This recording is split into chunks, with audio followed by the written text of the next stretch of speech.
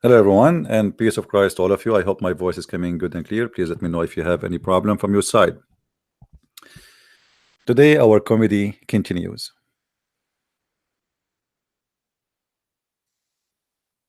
Yesterday somebody sent me a video, additional to the video where Mohammed Hijab and his Bilal Ali Dawa, they are saying they will not debate me, and which means don't wait for it. I know they will not debate me, but you know, we gave them a chance to see if they are really brave to so or to do so. So forget about the debate. Obviously they knew that they are no match, and actually I am not really interested in debating them. They are just a bunch of kids. It's not my level, but as you know, I take everybody. It doesn't matter how big, how small he is, and it doesn't matter. For me, every human being need to be rescued. We don't debate a person or speak to a person because he is rich or poor, or because he is smart or stupid. Every human being is a creation of God, and he beloved by the Father. So we don't people put down, but we put down liars, and we expose liars.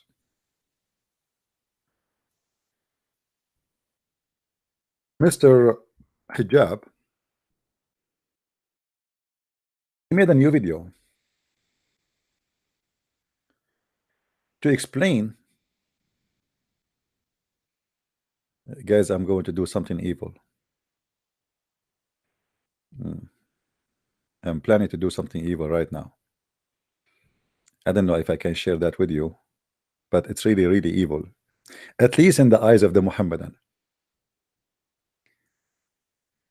I hope that will not make the Muslims leave the chat.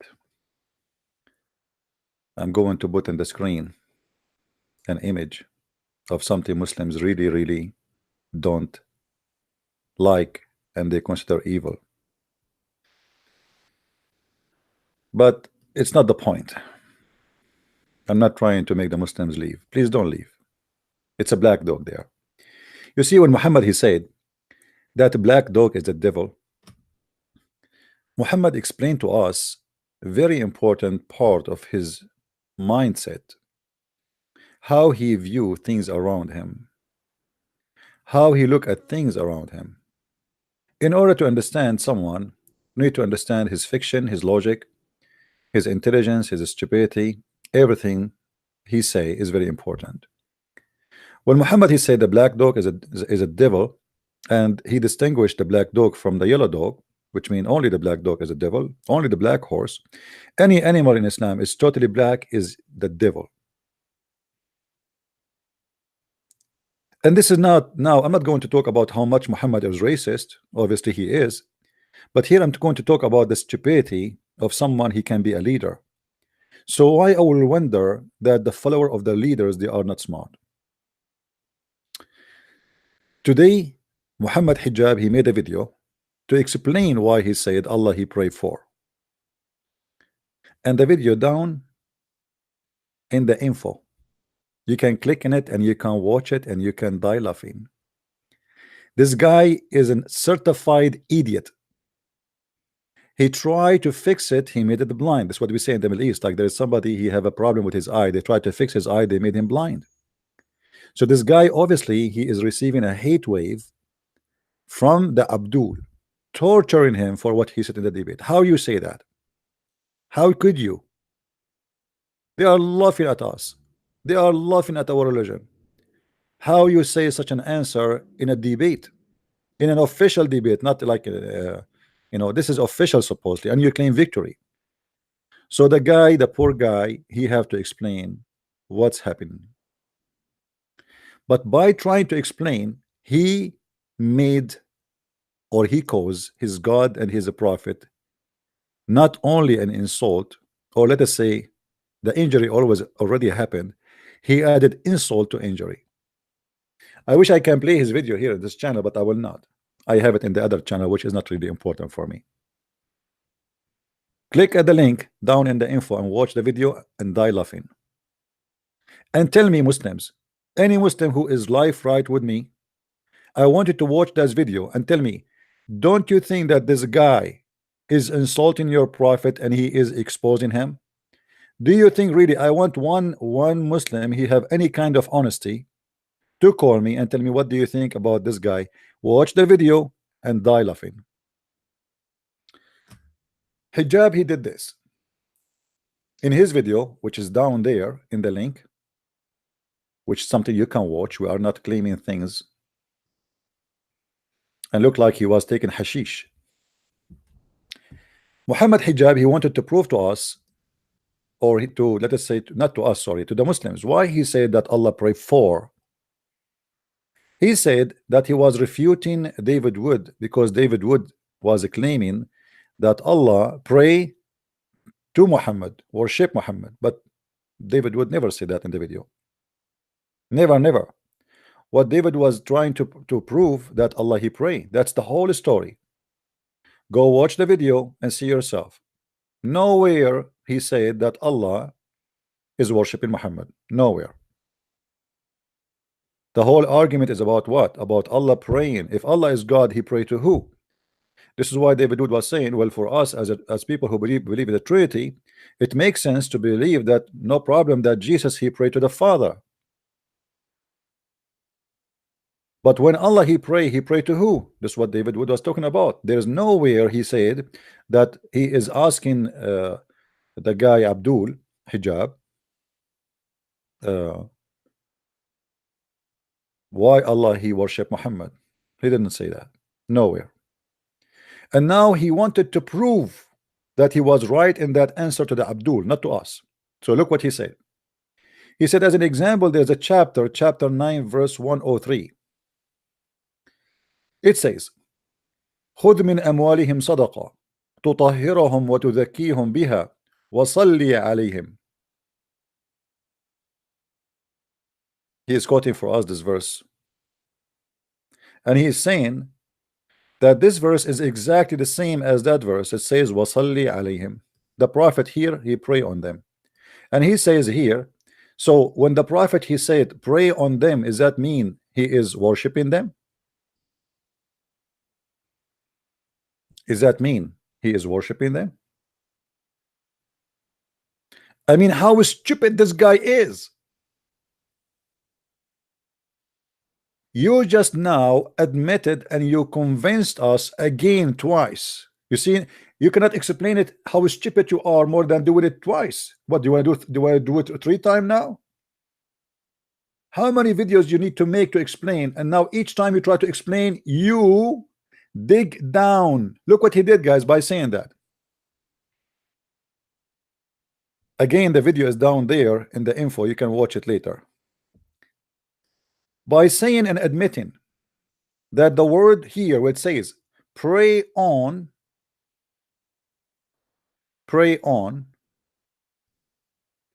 is exactly the same as when the verse saying Allah and the angels pray on Muhammad. Pray on.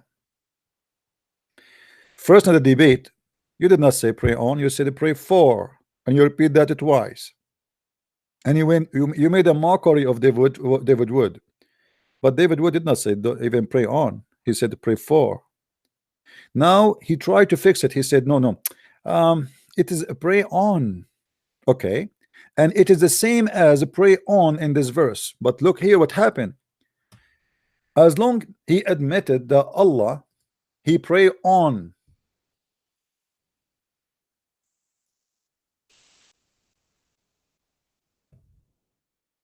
The same as this verse.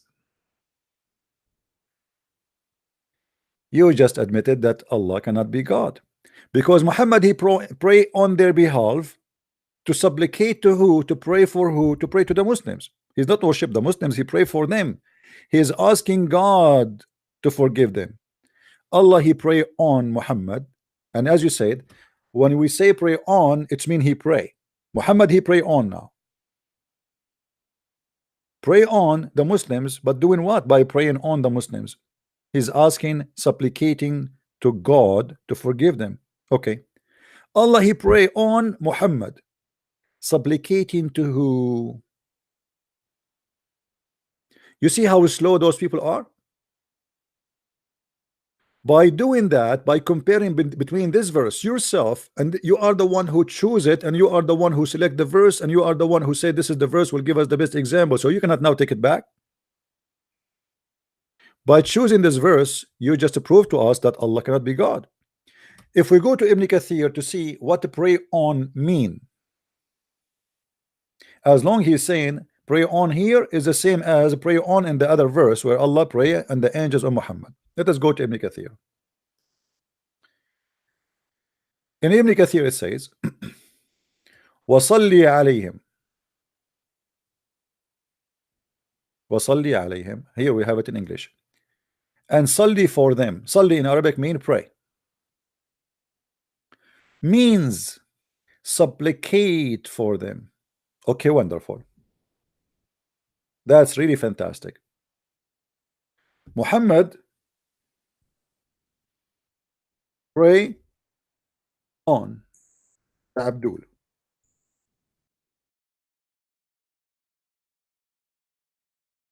That's fantastic. And Allah pray on Muhammad. That's wonderful. As long you are the one who choose this verse to explain that what the word here pray mean, that it's not Allah worshiping Muhammad and it's not Muhammad worshiping the Muslims. It mean he pray, as simple as that. Now what to pray mean? Means supplicate. In the case of the first verse, Allah supplicate for Muhammad.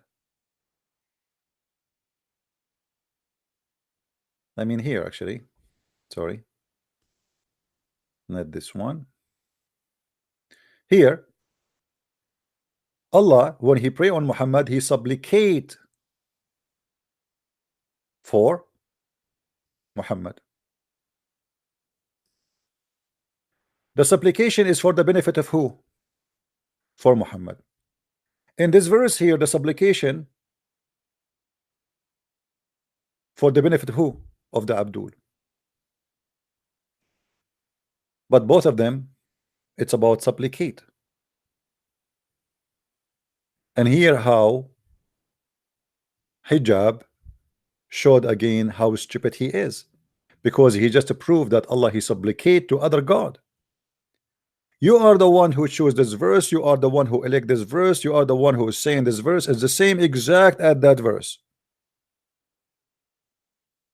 He tried to prove to us that Allah, when he pray on Muhammad, he is not worshiping Muhammad. No, he don't worship Muhammad. That's what he's saying. He supplicate for Muhammad. Well, this is what David Wood was saying to you in the debate, idiot. This is exactly what David Wood he said to you. And now you are confirming it again and adding insult to injury. And now we have a problem. We have Muhammad and Allah, both they supplicate. Muhammad he supplicate to Allah, Allah supplicate to a higher rank. Who is that? I will give you names. You choose one. Supplicate maybe to Jibreel. Maybe supplicate for welfare in the UK government. For they kick him out from the job for he was a teacher and they found him that he is not fit to teach children's violence. Or maybe Allah was supplicating for asylum with the UK government. Allah supplicating to who? This is the question. This is what the whole debate was about. The whole debate is about what? It's about Tawheed versus Trinity. So Allah is God, but now you confirm to us that Allah, who you think he is God, he supplicate. How in the world he is God and he supplicate? And as you see here, this is not my tafsir, this is Ibn Kathir. It says, and salli for them. What salli for them mean? Pray for them. Pray.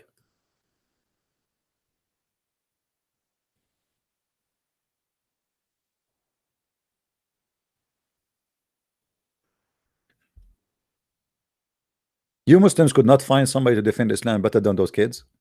And yet, after 8 hours from the debate, they ask you for 50,000 pound donation. Isn't it obvious that this is a scam?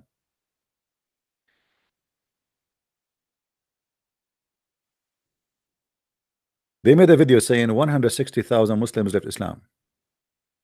Donate for us if you want to go to heaven. And by the way, I'm so grateful that you chose this verse for us, because this verse is a priceless verse proving to us that Muhammad cannot be a prophet of God. This verse is like a stone hit two birds in one time. It hit Muhammad and and Allah, not Hijab. Hijab is so small to hit him with a rock. If we go back in the verse, you will see the following.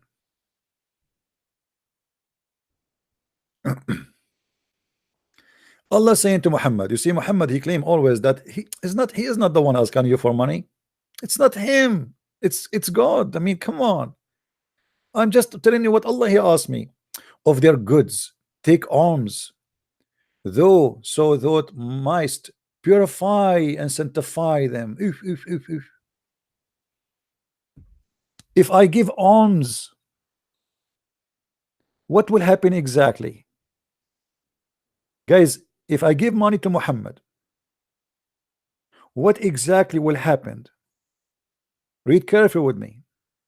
And I want any Muslim to prove me wrong. Feel free to call me. My Skype is open. Only Muslim. I don't want to take a call from any Christian.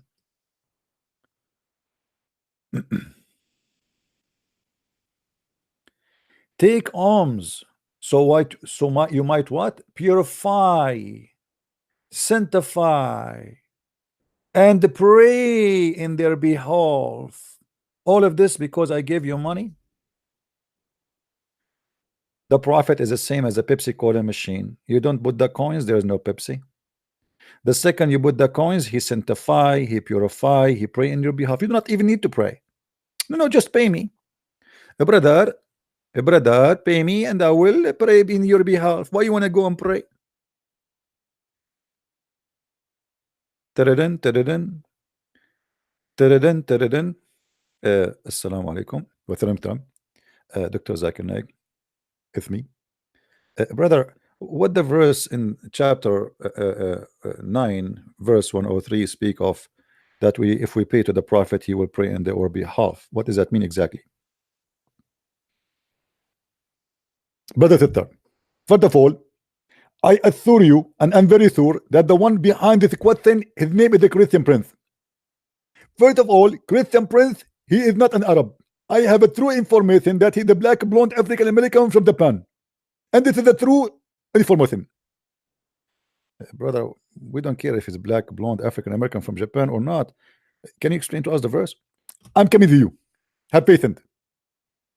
The Quran said in chapter 13 verse 13, وَكَانَ الْإِنسَانُ عَدُولًا. Human being always in wrath. Don't be in wrath. The answer will come to you. Brother, that verse is saying that if you pray to the Prophet, you give him some coins. You don't have to pay him a lot of money. Just give him some coins. As an example, like $5,000, some coins. And in return of that, the Prophet is hired by Allah to pray in your behalf and sanctify you and purify you. You see how beautiful that is? You do not need to wake up in the morning. You do not need to bend over. You do not need to do anything. You pay to the Prophet he do it in your behalf. That's very beautiful. I wish I can do it right now.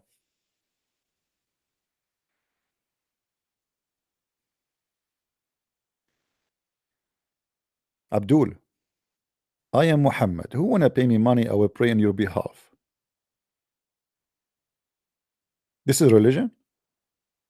Since when, if we pay a guy, he pray in our behalf? I hope it's a Muslim. Hello? Hello?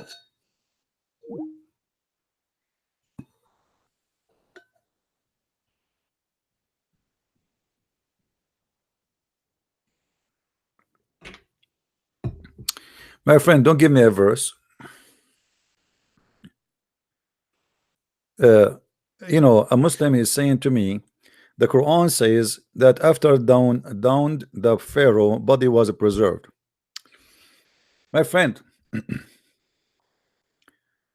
all those hawkers in the Quran is stupid. First of all, how you can call the Pharaoh Pharaoh? Which Pharaoh now we will talk about? Pharaoh is not a name of a person. You see, the Quran speak about the Pharaoh as if he is a person. Somebody he sent me, this guy is trying to call me.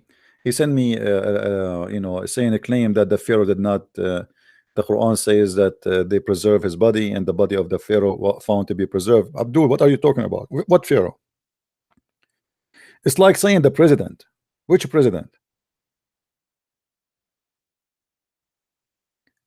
The first mistake the Quran do,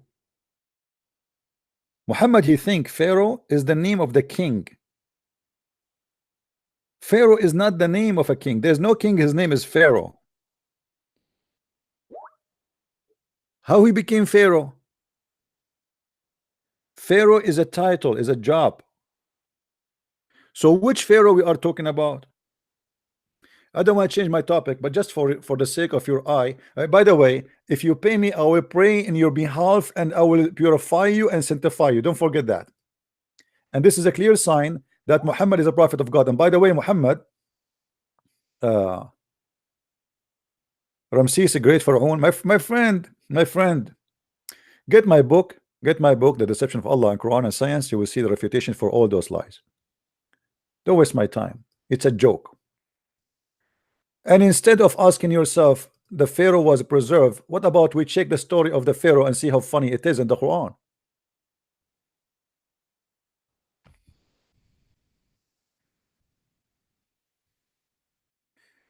Oh, Lord have mercy. Call me, my friend, call me. I'm trying to switch to Arabic. All right, finally.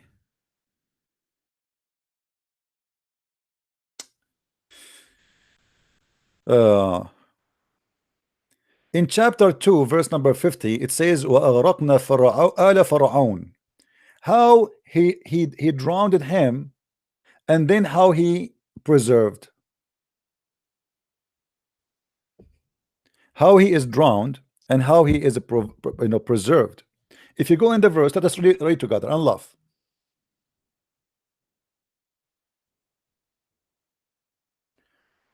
وَإِذَا فَرَّقْنَا بِكُمْ الْبَحْرَ فَأَنْجَيْنَاكُمْ وَأَغْرَقْنَا آلَ فَرْعَوْنَ. The Quran claimed that all the people of the Pharaoh, they die. And who is Pharaoh? I challenge the Muslim to tell me which Pharaoh we are talking about. Which Pharaoh is the one who was chasing Moses? Where we can find his name? Anyone? How we will know who is this guy? The Quran keep repeating the word Pharaoh all over, but never say to us who is Mr. Pharaoh. If you continue, you will find something more stupid about this Pharaoh. The Muslims, they say to us that Allah, he sent only Muhammad to other nations. He is the only international prophet. Moses was a messenger only for the Jews. But in chapter 7 verse 103, it says that Allah, he sent Aaron and Moses as a messenger to the Pharaoh. Do you see it? Which Pharaoh? When you say we send our sign to Pharaoh, you see it doesn't say the Pharaoh. Guys, do you notice with me? It doesn't say the Pharaoh, it says Pharaoh. That's mean Muhammad, he think Pharaoh is a name of a person. Do you see it? Not to the Pharaoh, which means to the king, like, because Pharaoh is a title. He think that Pharaoh is the name of the guy. What Ramses the Great? Why Muhammad? Why Allah did not say Ramses the Great? He said to Pharaoh. Do you know how many pharaohs there is? You see, if I say to you, I did rescue Mohammed Hijab from being kicked by David. Okay, which David? At least David is a name, but there's millions of David. But imagine I say to you, I rescue him from the king. What king? What king? Which king we are talking about? Why you are saying to Pharaoh? Why you are not saying to the Pharaoh? If you go in the Arabic text, you will see it says the following. Ila Fara'aun. You see in Arabic, if it is a title, we add two letters in the front. A-L. Al Fara'aun. If it is a name, it comes without L. This is why Al-Masih is not a name, it's a title. This is why you will not find one Muslim there to name his son Al-Masih, but they call his son Isa. They call their son Muhammad. But because this is a great title, it's a name of God, nobody dare to call his son Al-Masih, because that means he's claiming that his son is Al-Messiah, the Messiah, and that will cause death penalty. So Muhammad speak about the Pharaoh as if he is a person who his name is Pharaoh. So when the Muslims lie to you and they say they found a body of a Pharaoh was preserved, what Pharaoh? And look, guys, look what Musa says to Pharaoh, just to show you that this is a name, this is not a title. In chapter 7 verse 104, Musa says to Pharaoh, what? Musa said, "Oh Pharaoh." Oh Pharaoh? Musa says, "Oh Pharaoh." Trust me, my friend, if Musa speak this way to the Pharaoh, they will execute him right away. He will be executed in the spot. What of oh Pharaoh? That's it. It's like saying to me, like going to a king. This is a king. This is literally a king, a scary king, who he think he's almost equal to God. And imagine I go to him and say, "Hey Abdul," let us say his name is Abdul, and I say to him, "Hey Abdul," I will be executed immediately. Oh Pharaoh.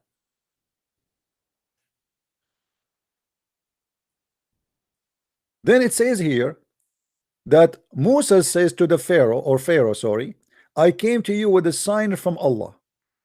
But the Muslims, they lie to us and they say the only prophet was sent to other nations is Muhammad, the international prophet. But as you see here, Musa is going to the Pharaoh, or Pharaoh. But is a Pharaoh is an Hebrew guy? Is he from different nation? So why Muhammad is sent to Pharaoh?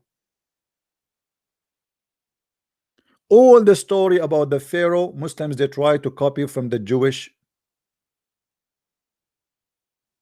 scriptures, and Muhammad, he messed it up. Then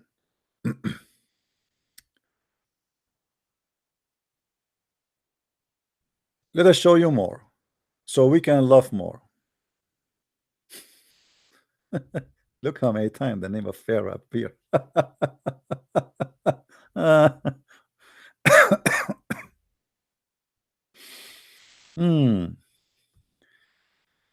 All those verses is about Pharaoh.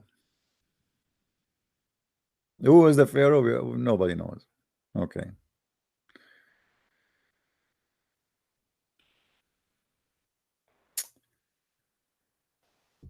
Look what it says. وجاوزنا ببني إسرائيل البحر فأتبعهم فرعون وجنوده. So Pharaoh and his army, they followed him. And then the Quran confirmed that Pharaoh, he was drowned. He was drowned.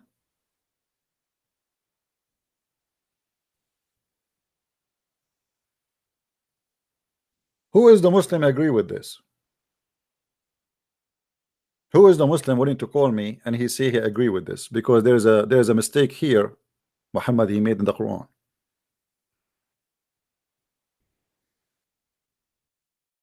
Any Muslim?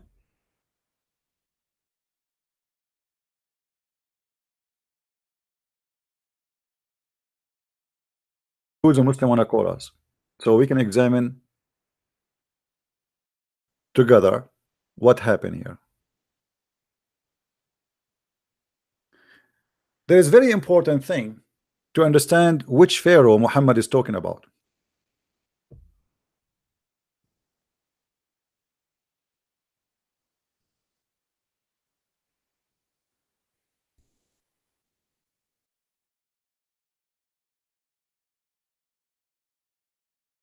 In chapter 26, 28, verse number 6, it says that there's a guy, his name is Haman, and his name repeated many times.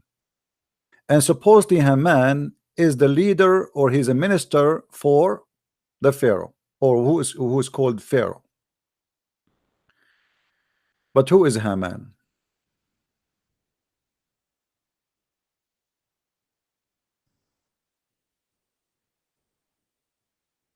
Any Muslim can tell me who is Haman? Is Haman really was a Egyptian person?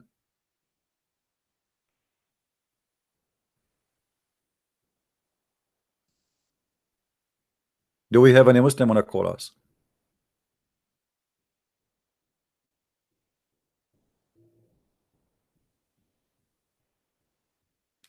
The distance between Haman and Pharaoh is 1,000 years. How Haman became a minister in the time of Pharaoh and he is exist with Pharaoh?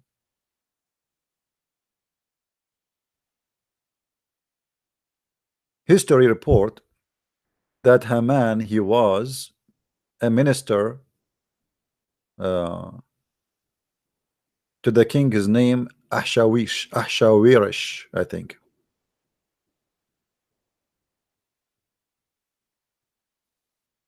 And the way we know, we are trying to find out who is the Pharaoh was in the time of Moses, and then we try to find when Haman was exist. We will find there's more than 1,000 years before them. How we know that Haman was not in the time of the Pharaoh, the one they are talking about? Because the book of the Old Testament is speaking about Haman, who was a minister for the king of the Persian. He was not even an Egyptian. Muhammad, he made a mistake. He mixed between the two names. While in the Quran confirmed that Haman and the Pharaoh both are Egyptian. And not only that, he confirmed another name, which is Qarun. Who is Qarun? Our God. Let me see. A Muslim, he's sending me insult. Okay. Did you read over your own book, stupid Lebanese donkey? Your Pharaoh is not, Bible is not name either. In Exodus, you don't have name for Pharaoh in your Bible. Oh, what a joke. My friend, we do not need to have a name for Pharaoh, but in my Bible does not consider Pharaoh as a name of a person. In your Quran, it is a name of a person. In my book, it's a title of the king. And there is a huge difference between this and that. Same time, don't insult donkeys. Your prophet, he married from a woman. Her last name is Jahsh, which means donkey, and his last name is Kilab, which means dogs. Stay away from animals, leave them alone.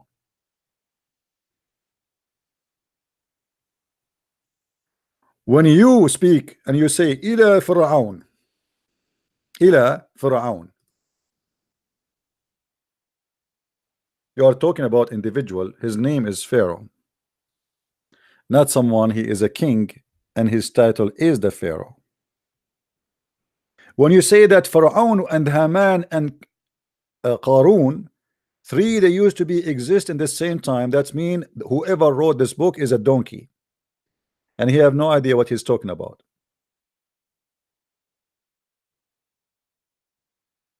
According to your prophet in the Quran, Allah, he sent Moses to three names: Pharaoh, Haman, and Qarun. I challenge any Muslim to tell me what is the connection between Pharaoh, Haman, and Qarun. Any Muslim can tell us? Hello? To Pharaoh, not to the Pharaoh, to Pharaoh, Haman, and Quran and Qarun, which is the name of Qarun in Arabic. Allah, he sent Moses to them. Where is Mr. Qarun is located? Qarun is an Israeli man, have nothing to do with the Pharaoh. Haman is a Persian man, has nothing to do with the Pharaoh. The Pharaoh himself has nothing to do with the Pharaoh, because Muhammad considered Pharaoh as a name of a person, not as a title.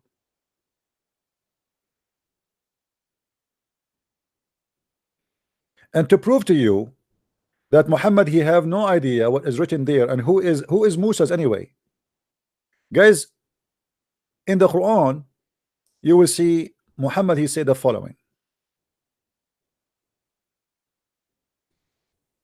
Let us laugh just for the sake of education. And again, if anyone, any Muslim would like to call me, please feel free. Read with me what Muhammad he said, showing us that he is a false prophet. According to Muhammad, the Jews, they've been deceived by a Samiri. Who is the Samiri?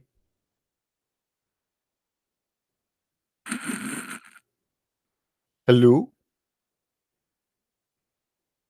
A Samiri is a person who live in a city. It's called a Samira.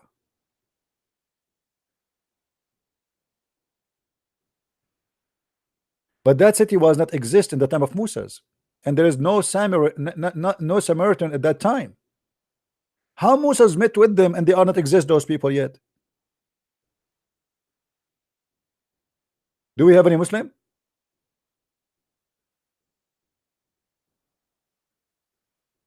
Do you see it? Imagine I say to you,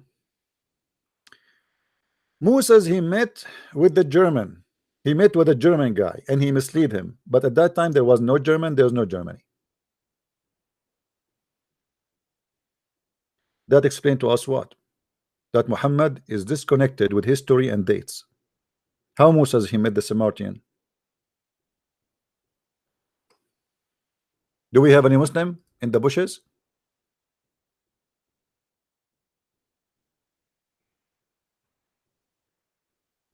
Are you telling me that Muhammad he knew which Pharaoh died in the ocean, but he did not know if Moses he met a Samaritan or not?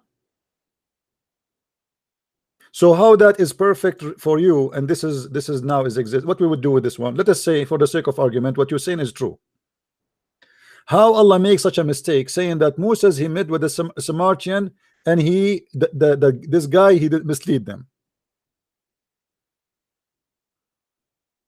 And Abdul, how your God make a mistake, says that Haman is a minister of Pharaoh when he is a minister of the Persian king? How your God says that Qarun he was an Egyptian guy when he was an Israeli?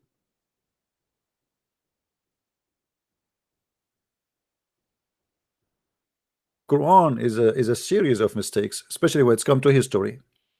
Muhammad obviously he have no idea what he's reading and what he's talking about. And just to prove to you that Muhammad he think Pharaoh is a name of a man. Muhammad he claimed that Allah in the judgment of, like in heaven, Allah will give him the mother of Jesus. That's because he's filthy.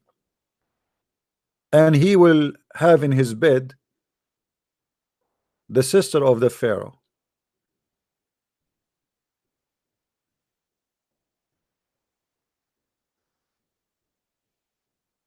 What? Actually, sorry, not the sister, the wife of the Pharaoh. not the sister. If we go here, just for a laugh, you see, your prophet is the same as Mohammed Hijab. He make poo poo. The more he talk, the more he make poo poo.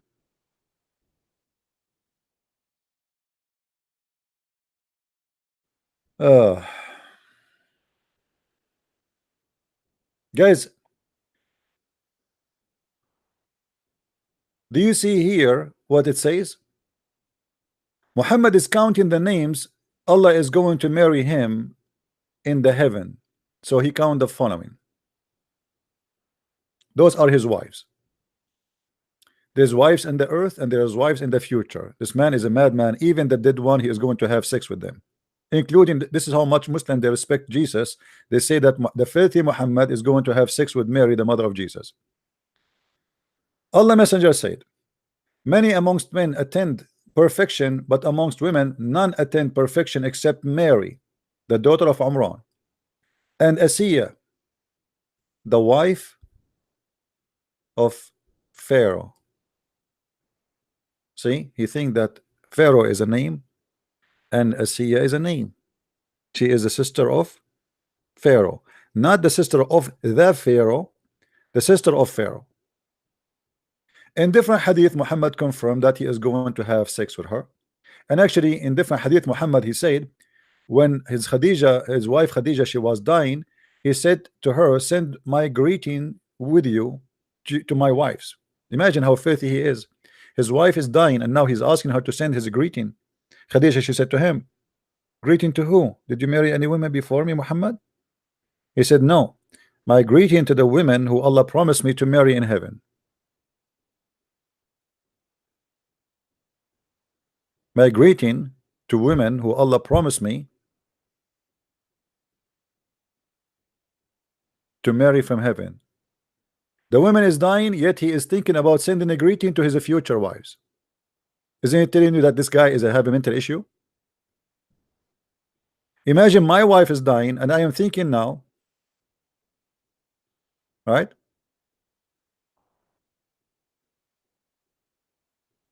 Hey wife, you are dying, right? Please don't forget to say hi to my future wives.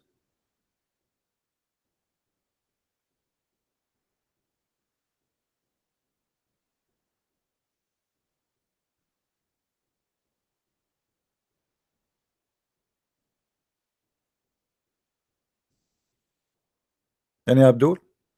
Who is a Muslim wanna call me and challenge me about the issue of Pharaoh? I like to take a challenge.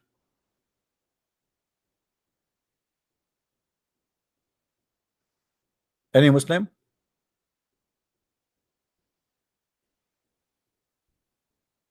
Who is the Muslim wanna call me and let us see which one is accurate in the Bible or in the Quran? Which one he got things correct?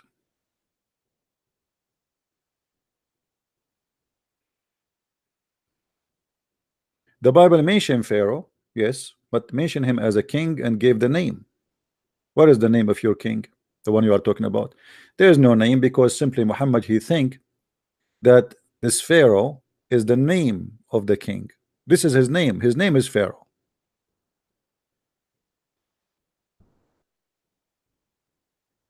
The wife of Pharaoh. What wife of Pharaoh? It's the same saying, the wife of king. What king? As you see, all of them, they have names. Muhammad he count Pharaoh as a name. Who is this Pharaoh?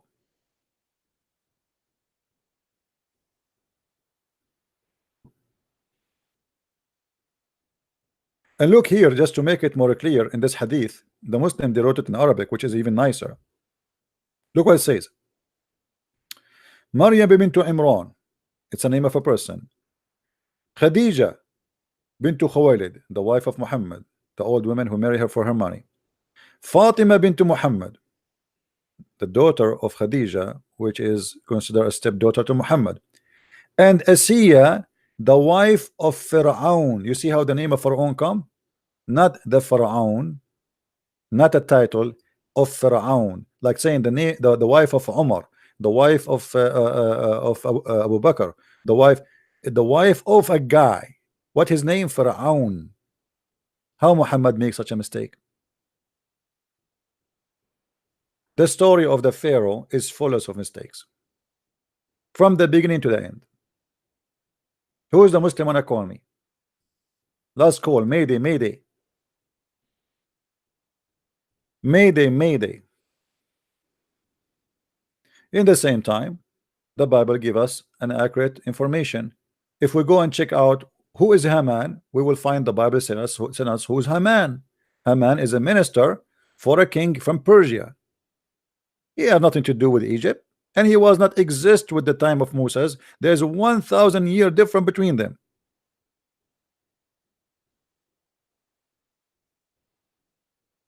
How Muhammad makes such a mistake? How Muhammad claimed that Haman was a minister for the Pharaoh? The same mistake Muhammad he do regarding Moses and Mary. In the Quran, Muhammad he claimed that Mary, she is the sister of Aaron. Aaron is the brother of Moses. Aaron and Mary and Moses, three of them, they have one father. His name is Umran.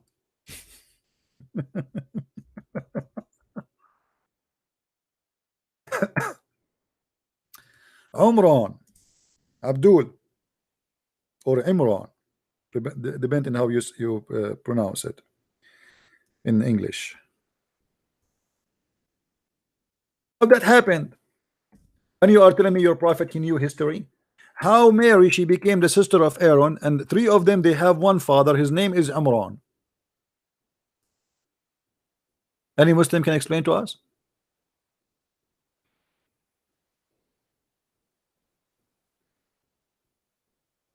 You see the difference between us and you Muslims. You claim that you have knowledge, but you don't allow anyone to call you. If you want to debate, you choose a topic, prepare for it for 3 months, and you like to do it only in certain formats so nobody will get you busted. And if you want to debate, you debate only about the Trinity. The second we go in details about your cult, you go mute. Where is the guy who was showing me he want to talk about scientific discovery in the Quran? Where is the science in the Quran? The Quran is a book of science since when? Isn't it your Quran says all the stupid things as an example about the creation of the babies, how it was created? Who is a Muslim wanna call me and show me a scientific miracle in the Quran?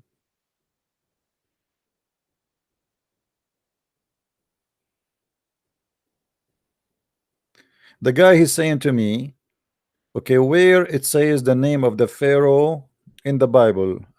Okay, so why you don't call me and I will show you the name, my friend?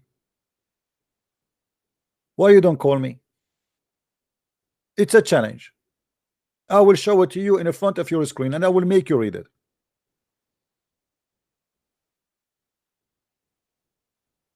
Hello?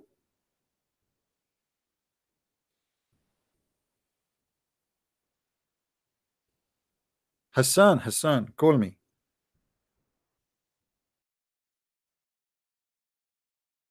Don't call me, I will call you.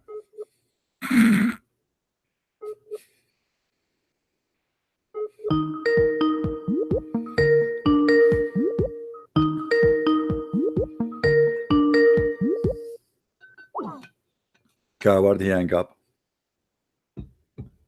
Who's next?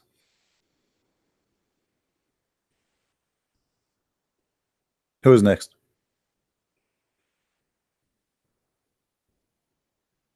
Who is a Muslim would like to call us? Muhammad is going to marry the wife of Pharaoh. And by the way, what's wrong with this guy? Why he want to marry the wife of everybody? Why Muhammad? How Muhammad even he knew about the wife of Pharaoh? I mean, how Allah he met? You see, Allah is a dating match website. Allah he assigned to Muhammad Mary, the mother of Jesus. Look how filthy Mary. She have a husband, Asiya. Asiya. Why Allah want to give Asiya to Muhammad? If there is a woman is exists, it's called Asiya. I don't know where even he's got a name. How Muhammad? Why Muhammad will marry her? I mean, he have many wives already. Why Allah want to give him the wife of the Pharaoh? Can somebody tell me why?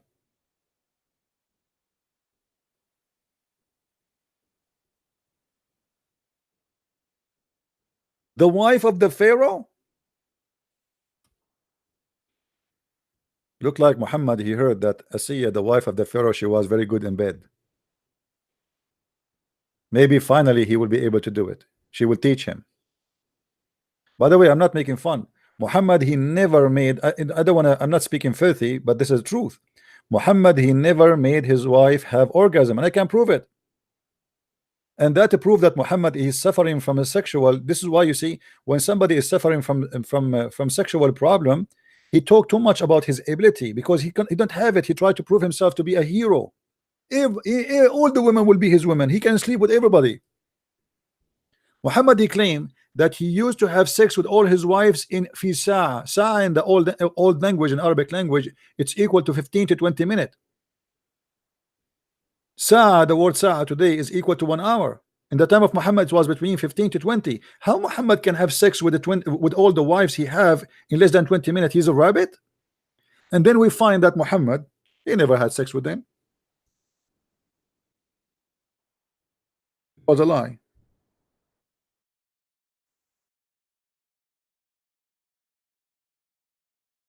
Read it. Abdul, he said he don't want to end my career, guys. The reason he don't want to talk to me in Skype because he don't want to end my career. Do you see it?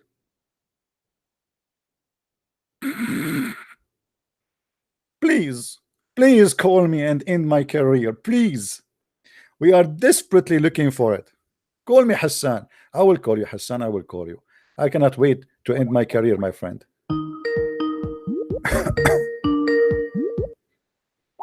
Answer, you coward. What a potato you are.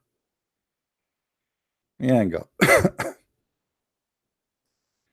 Yeah, I mean, guys, what I can do? He don't want to end my career. I mean, the prophet continues for such and such a period of time, imagining that he had sexual intercourse with his wife. In fact, he did not. Do you see it? Muslim, do you see it, or I'm making things up? I challenge any Muslim to tell me what was the real reason for Muhammad to have such a problem.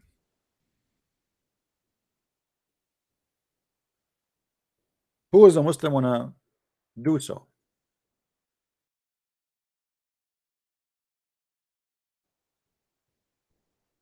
Any Abdul?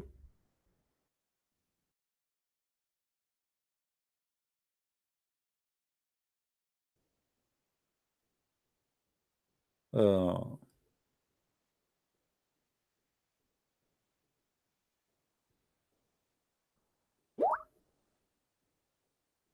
Mohammed Hijab. Hey, let us see if this is the guy himself.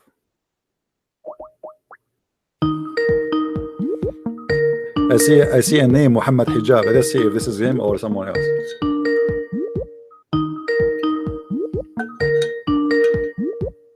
I'm calling him.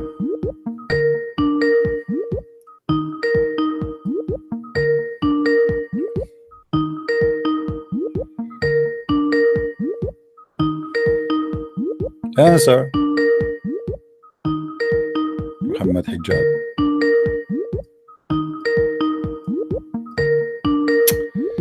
Go, kid, go. Don't text me if you don't dare to talk to me. What Mohammed Hijab? Mohammed Hijab? I know, it looked like him.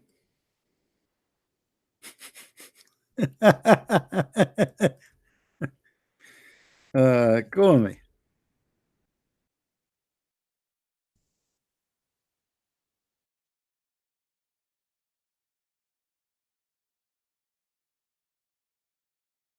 Let us see if this is true. Let us see if this guy he dare even to do it. And it says there he is active. You see it? Go ahead. Come on. Let me call you.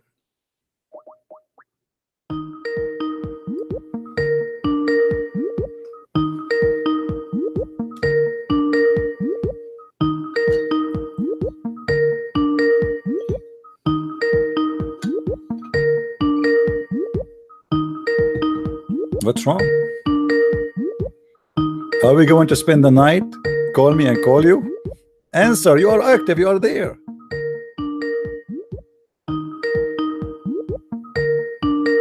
I have no time for kids. Anyway, Muhammad, he never was able to have any sexual relationship with his wives for real. If you go in different hadith, you will see Muhammad saying the following.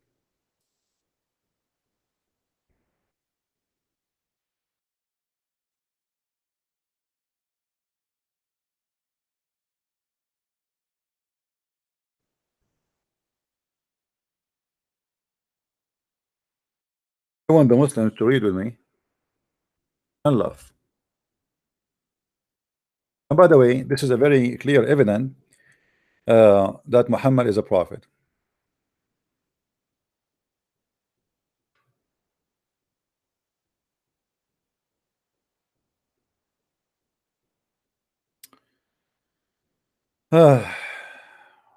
Guys, read with me.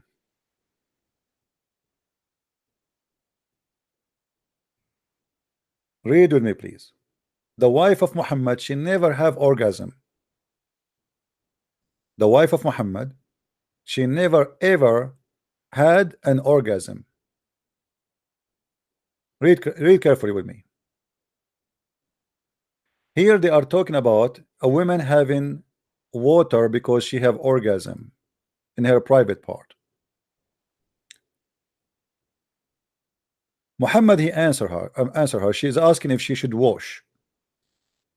Muhammad, he said, in case a woman sees that, she must take a bath. Sulaim said, Sulaim said, I was bashful on account of that and said, does it happen?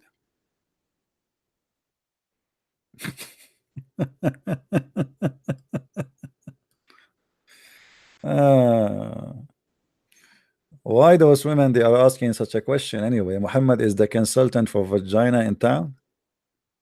They are asking the prophet if they should wash their vagina or not. And how a woman in the world, she is coming to the prophet with no shame, saying to him that yesterday I was imagining someone with me and he did bing bing bong bong. And Muhammad is telling her details about what she saw inside her private part, if it's a yellow water. And then Muhammad, he claimed that the orgasm, the water of the orgasm, the woman she see in her vagina, the liquid there, is the reason for the baby to resemble the parents, as you see, which is absolutely scientifically correct. Do you see it?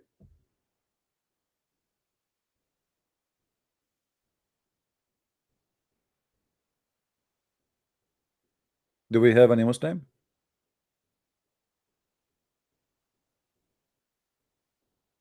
In this hadith, Muhammad, he make it more clear. It sound like Mohammed Hijab explaining sex and gender.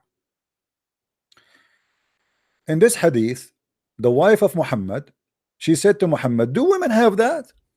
She never have this charge. This is his wife, the wife of Muhammad. She never has this charge. Look what happened.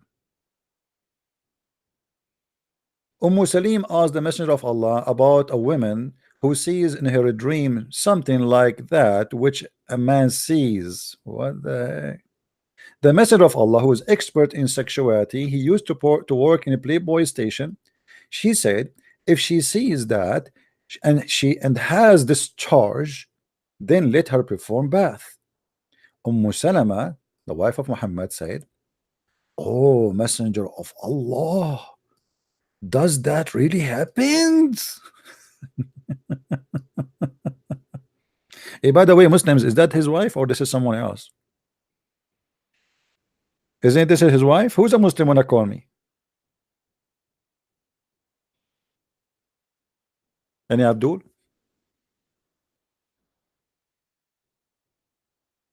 Who is Abdul wanna call us? Why this woman she is surprised that a woman she have orgasm? And why Muhammad here is being so much scientifically correct? And look what he said. Muhammad, the expert in gender and DNA, he said,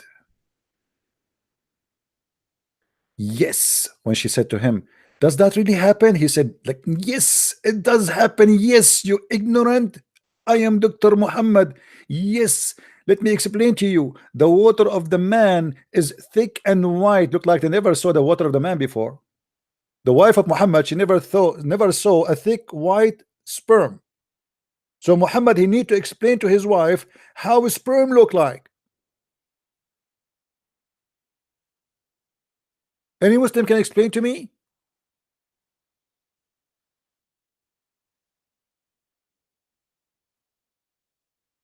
Why I need to say to my wife how sperm look like? Look like she never saw it before. And then he continues saying, and the water of the woman is thin and yellow. Look like this woman, she never have yellow water too. Which of them comes first? What?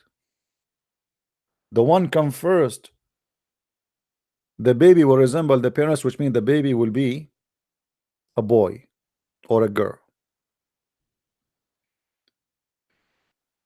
If I ever get married, I will never have orgasm first. I don't want my baby to be look like me. That's disgusting. Now I know how I can solve the problem. I will marry a woman and I will do my best to let her come first. And this way we will guarantee that the child will look like his mother and will be a beautiful girl like the mother. Is that science, Muslims? How a prophet of God, where Muhammad is getting this from, that the one who come first will resemble the father?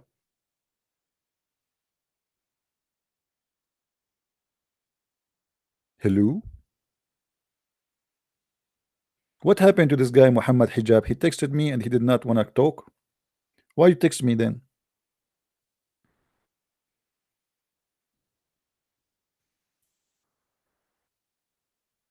You receive an advice saying to you don't do it.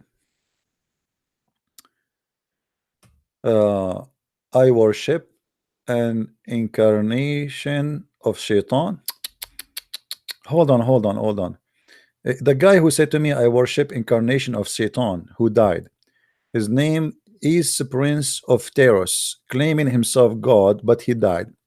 You see, my friend, I worship who I want to worship, but obviously you are the one who have a pain in somewhere I'm not going to name. Why you are upset? I worship the guy which I like to worship. What's your problem? What's your problem? Hmm? What about you call me so we can love together? Who is a Muslim would like to give me a call? Mayday, Mayday. Do you agree really with your prophet? Do you agree with Muhammad Hijab explaining the verses we mentioned in the beginning of this video? Do you agree with the humiliation this man is bringing to your prophet? Adding insult to injury? Saying that Allah and his prophet, both of them they pray? Both of them they are equal?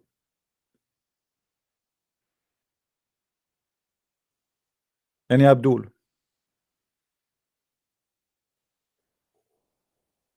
Who is a Muslim?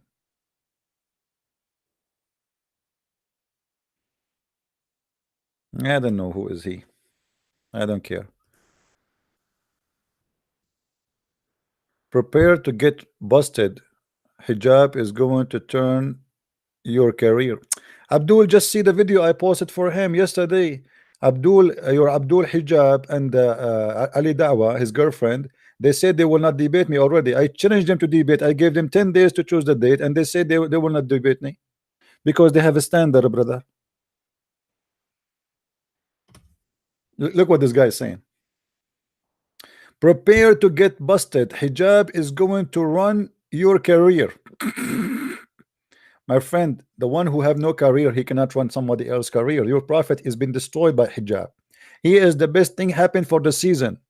I'm happy for the coming Christmas. You Muslims, you think that this guy he defended Islam, he did bust Islam. Watch the video, which is in the link down in the info of this video, and die laughing at him, comparing the prayer of Muhammad to the prayer of Allah, saying both of them they pray, and supposedly by that he is getting David Wood busted again. And this is telling you that he is really under a lot of pressure for the Muslims. Muslims are calling him and saying to him, how you say that? How you say Allah he pray for, not pray to? You lost the debate. The whole debate is about what? Is about Tawheed versus a Trinity. The second you agree that Allah he pray, it's mean Allah cannot be God. You Muslims, you say that the Christians, you know, Jesus he pray he pray, so how he can be God? Well, we are Christian, we believe in the Trinity. The Messiah speak to the Father, but Allah he speak to who? To his Father? Any Abdul? Grace, I don't have time for stupid kids.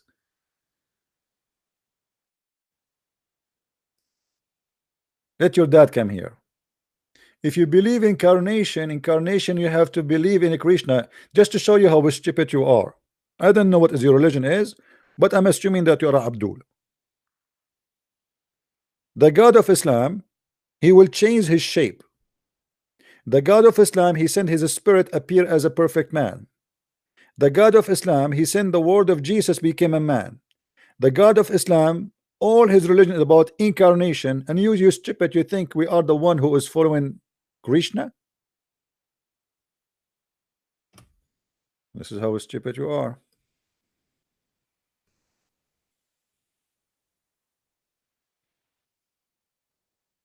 Any Abdul? No, it's not about a career. You see, let us say career. Who care? I mean, I don't. The word career mean nothing for me. You see, your knowledge prove who you are. Have you ever seen a Muslim he dare to have his Skype open for anyone to call him anytime? They don't dare to do that. Do you know why? Because they have no knowledge. They, even when they have a program in the TV, I call the Dean show, they will never let me get in. I have it recorded in YouTube. They have a preset questions.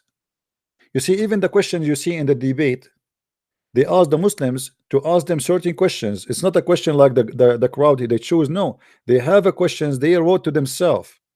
You ask me this question when the debate is over. Here we go. I am here. Call me. I am not prepared. What they do, they ask you to prepare for a debate 2 months in advance. And they go and then they print from articles, collecting from here and there, copy paste, and then they memorize it. They go on the stage, they recite it, and bingo, we have a debate. That is not a debate. A real debater is someone you surprise him with a question, not in the moment, in the spot, not something you tell him. I mean, what kind of exam? Imagine you want to go to exam, and the teacher he give you all the questions 5 weeks before the exam. What do you think? Can we call that an exam? This is what they do in those debates. Brother, when a debate about the Tawheed and versus the Trinity, I mean, aren't you sick with this debate? How many times we need to repeat this is over and over and over? Shabir Ali debated David Wood about Tawheed, and now David Wood, he want to do another mistake. He want to debate a kid, his name is Aqil. This guy don't even have high school. You see, David Wood is hurting himself. He's going down to the level of the kids. I debate those people because I am not really debating them. I have like let us say it's a chat program. Just come and call me. I take anyone. But when you make it official, you are lowering yourself.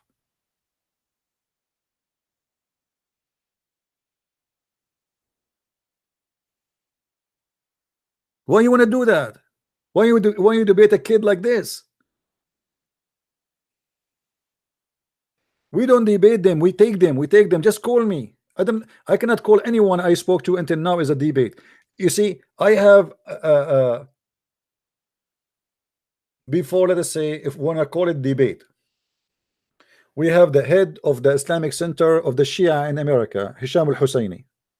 I cannot call even that one as a debate because there's no debate in the debate.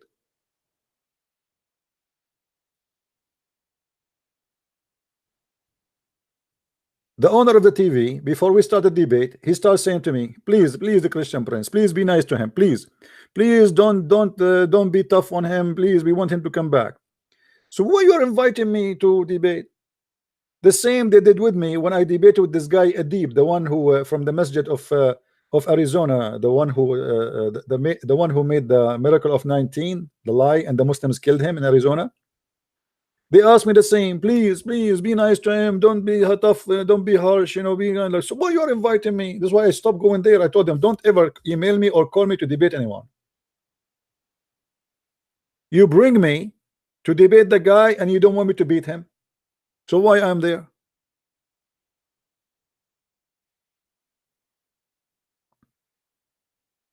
What the point?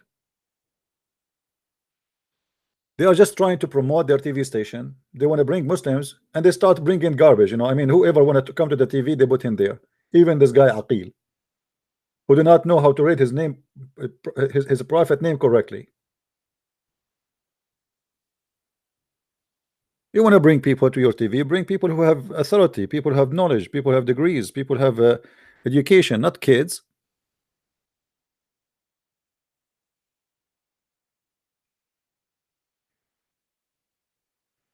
We cannot talk about fart because fart is involved heavily in Islam. Somebody is talking about fart. If you want to talk about fart, just go and type the word fart in the research engine of Hadith or Sunnah.com. You will find there's thousands of stories about farting.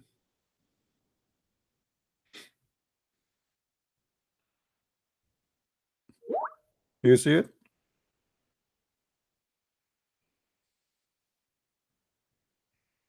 All right, we will open time for Christians to call as long there is no Muslims to call. We will give you guys the coming 20 minutes for Christians to call us.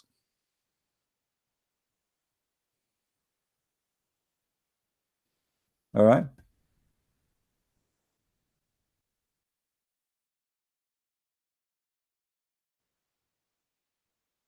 Have you ever heard of a religion that Allah will not accept your prayer if you fart? What is the connection? Not only that, Muhammad, he claimed that each time the Muslims they pray, Shaitan he do fart too. Muhammad, he claimed that Shaitan, when you pray, he come from your back and he take hair from your anus. And I challenge any Muslim to say to me, I'm lying.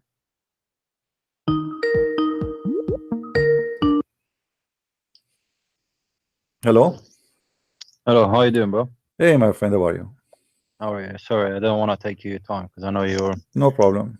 We are just trying to get Abdul to call us. That's all, you know. Otherwise, I like to hear all the Christians. But I've had so many of them comment on my channel, and some of them they're like, "Yes, I'll debate you." So I've been sending them the live link, and I've told them, you know, come live now, and if you want to debate. But of course, as you know, people are, well, when I say people, the Muslims, they tend to be keyboard terrorists, and they just scared, you know. They don't want to debate you. I mean, one of the things I wanted to say is that I don't think there is any channel in YouTube that has, I mean, when it comes to topics like this, you know, when you're challenging somebody's knowledge, that has a Skype that you can call anytime and anybody can call in. And I mean, you've been on YouTube for, well, not necessarily YouTube. I mean, you've been, you posted thousands and thousands of videos for years.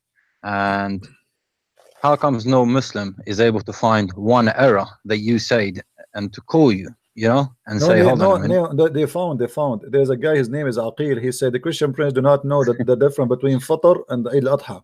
And when he called me the kid, when I called him, I asked him, "Want to talk about it?" He didn't dare. He said no. He made a video saying Christian Prince do not know the difference between this and that. But when he Can I called say me, something? yeah, I actually felt sorry when you spanked him. You absolutely destroyed him, and I kind of felt sorry after that, to be honest. You know, it there's no was. honor in destroying kids, my friend. I Those are know, kids. I know, But I you know, I see, know. we take everybody because for us, everybody is important. We try to save them. It doesn't matter who. Now, here we go. Our Skype is open, giving a chance to anyone. Do with this guy, those Abdul. Do they dare to have their Skype open? Anyone can call. I will call.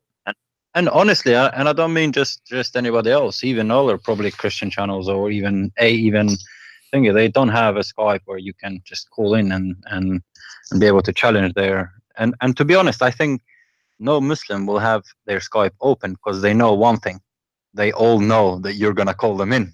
If there was a Muslim channel to call right now, they know that you will call them in. So um, obviously, probably you are to blame for this, because maybe there may have been some that would have opened the Skype, but then they know who's gonna call them. Christian Prince will call them straight away, so they know they're not gonna be exposed. And even Hijab is not gonna get away with it because at Speaker's Corner he will be challenged to debate you.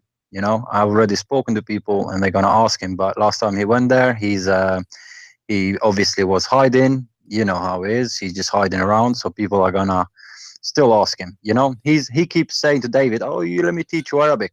Okay, coward. Why don't you come and speak to somebody who speaks Arabic? You know, why don't you come and do that? Why do you have to, you know? And then what he will do is he will ask, why does he ask somebody who doesn't speak Arabic to debate him? And then he tries to say, "Oh, but you don't speak Arabic." But you already knew he doesn't speak Arabic. And not only that,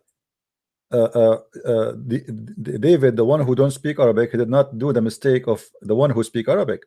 That's funny Exactly. because Exactly. David, he said that Allah he pray for the prophet, and then supposedly Hijab, when I corrected him, the guy who don't speak Arabic, he said to him, "This is why the translator said pray for, not pray to." I mean, I know this is coming. I know. Let me give you a free Arabic lesson. And the Muslims were clapping, you know, straight away. Did you see the new video I made?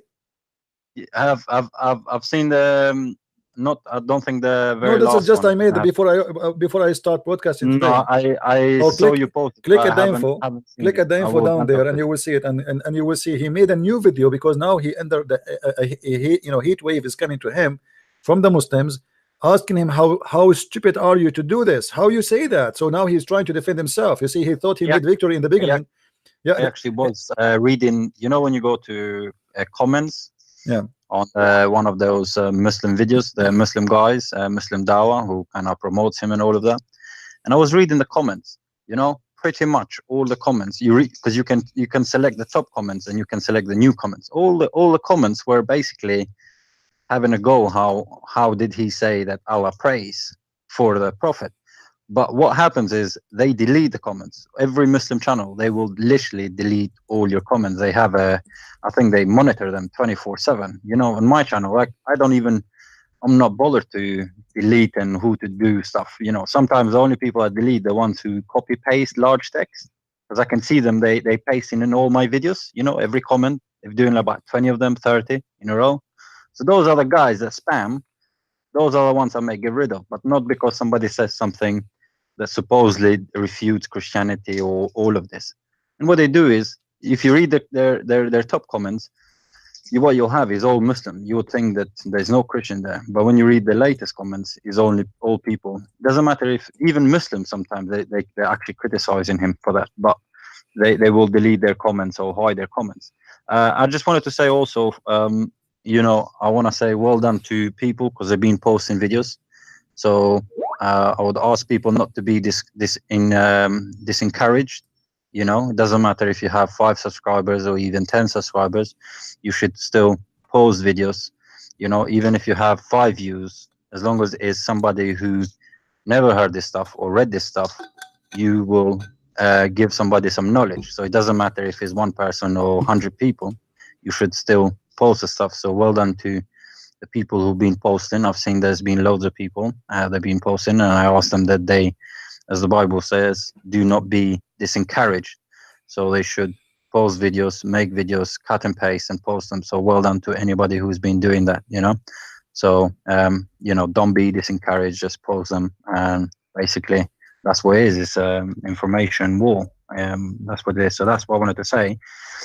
One quick thing he said about basically Quran not being a witness, but in the end of the day, if they believe that the word of Quran is the word of Allah, and then it is actually the word that is going to be a witness to them.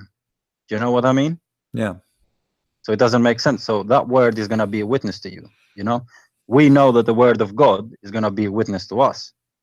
You know, you saw the video I made about this issue, that about the Quran will come as a man.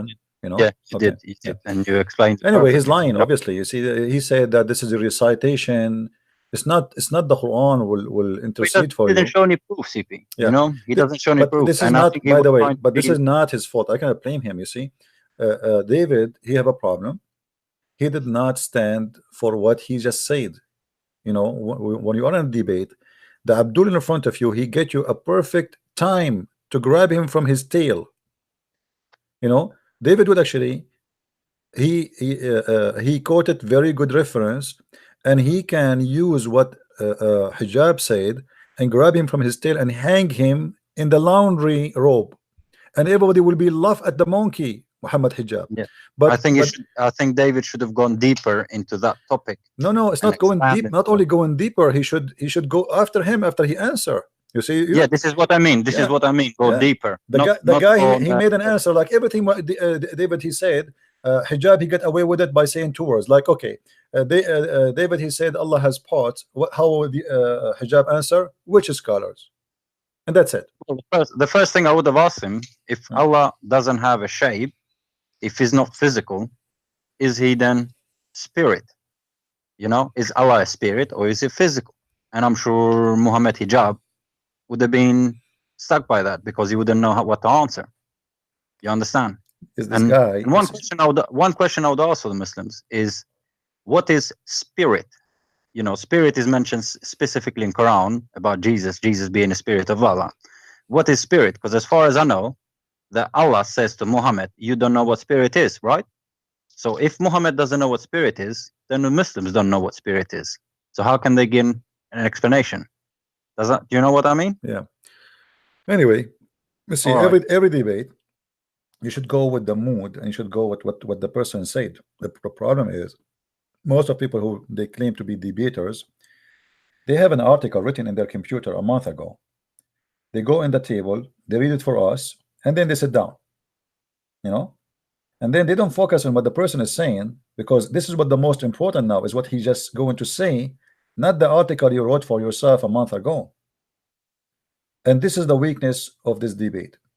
Hijab is a kid, and I'm not going to question him why he's being a kid. He's just a stupid kid, and he gave a great opportunity to David Wood to destroy Islam. We don't care about Hijab himself, but Hijab himself, he was a great opportunity for David Wood to expose Islam wide open.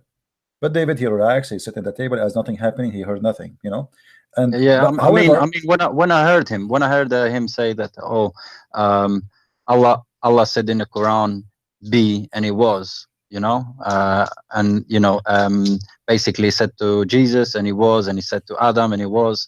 You know, this actual verse in the Quran actually makes Quran a big joke, because it didn't say to Jesus be and he was, because he actually blew the spirit into him. But why David did not say that to him? This is what I mean. This is what I mean. So it was the very guy, easy. He said something very stupid. He should stand to him, says, show me where Allah he created Jesus by saying be, and where he created Adam by saying be. This is a contradiction. Yeah, this is a contradiction. Thank you very much. You just prove Islam to be false. So this is how debate is. The debate is that you have to be strong, and you have to be consistent, and you have to chase for answer. You don't relax, you know. Like, you know, when a Muslim he call me, I will not let him go. I will shout, I will scream, I will force him to answer. I don't let it go. If he says something, it doesn't matter what the word he just said. I say, did you say that? Did you say that? You know. So this is what a debater should do. He should be consistent. Try and get away with it, you know. Right, no, you cannot let him get away. Otherwise, there is no debate. I exactly agree with you. And you know one thing, you know, when that guy asked him to debate you, when he said, "Oh, do you want to debate the guy on YouTube, Christian Prince?" And he was like, "Yes, I'll destroy him," or something like that. I will finish him. As soon as the guy mentioned your name, I don't know if you noticed on the video, a lot, because I think all those guys there were actually Muslims. As soon as the guy mentioned your name, a lot of other people said, "Yeah," because they really want to destroy you. Obviously, they're looking for a savior, essentially. You know, this guy on YouTube is destroying Islam. Why doesn't somebody come? And you know, you can hear that as soon as the guy asked that question and mentioned your name, the other people were like, "Yeah, you know, go on, can you do it?" sort of thing. But obviously, he said he has to come to me. Where is he? Where is he live? Where is he? I come to what I went to his YouTube. I posted. I said I challenge you. I made a video. Says I give you 10 days to choose the topic, the day. I mean the day, the time, and I'm here. The guy, he said to him in YouTube, right? Didn't see it to him in YouTube. Yeah. Okay, so he mentioned that this guy, he do it in YouTube, and he said, yes, I will finish him. But he said, you know, he knew he's no match. So he said, he have to come to me. What come to me? Who are you? What do you mean come to me? Bro, they all know you. I've been to Speaker's Corner, and I had people say, "Oh, are you Christian Prince? You sound like Christian Prince," you know. So obviously these people, they know you. There's a guy, he sent me a video. I don't know where to find it. You can search for it. I'm sure you can find it. A guy, he asked this guy. Yeah, he went and asked Adnan, he asked Mohammed. Yeah, he asked all of them. They asked him, like, debate Christian Prince. He right away, he turned his face. Right away, he changed. You know, he changed the topic. He left right away, immediately. You know, he needs to show his face. Yeah. No, he left. No, he left. They asked him, "Do you want to debate Christian Prince?" Yeah, he left. Like, yeah. Anyway, he's just a kid. But anyway, for me, I challenged him not because I want really to debate him. I don't care who. He's just a kid for me. He's not my standard, but I wanted to show the Muslims and the Christian that this guy is nothing. But a scam. Otherwise, he would go. Yesterday, we have a Muslim. He left Islam. How many Muslims left Islam watching my videos? Isn't it important for you, Mohammed Hijab, to save Muslims from leaving Islam because of me? I'm very successful. So if you say that you will not debate me, that's mean you don't care for Muslims leaving Islam. Shouldn't you come and smash Christian Prince, the one who is making a lot of Muslims leave Islam? Yeah, but if they smash you, who is left? You know, they basically, if they smash you, then that would be it. But that will bring victory for them. So why they don't want to do it? And if he is sure he's going to do it, he's going to win. I mean, what is stopping you? What you will lose?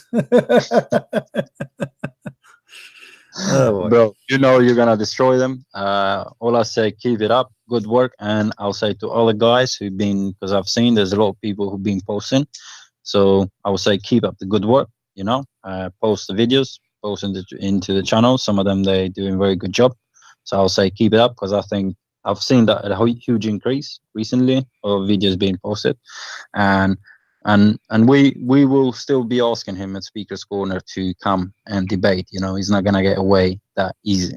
You know, I know he's gonna try and hide, and he's gonna try and say he can come to me. Yeah, blah, just make it embarrassing.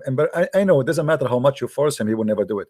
But just make it like as kind of harassment. Like, why you are running from Christian Prince? yeah. Ruin his day. Ruin his day. All right, bro. God bless you, man. God bless you. Nice one. Take care, my friend. Thank you.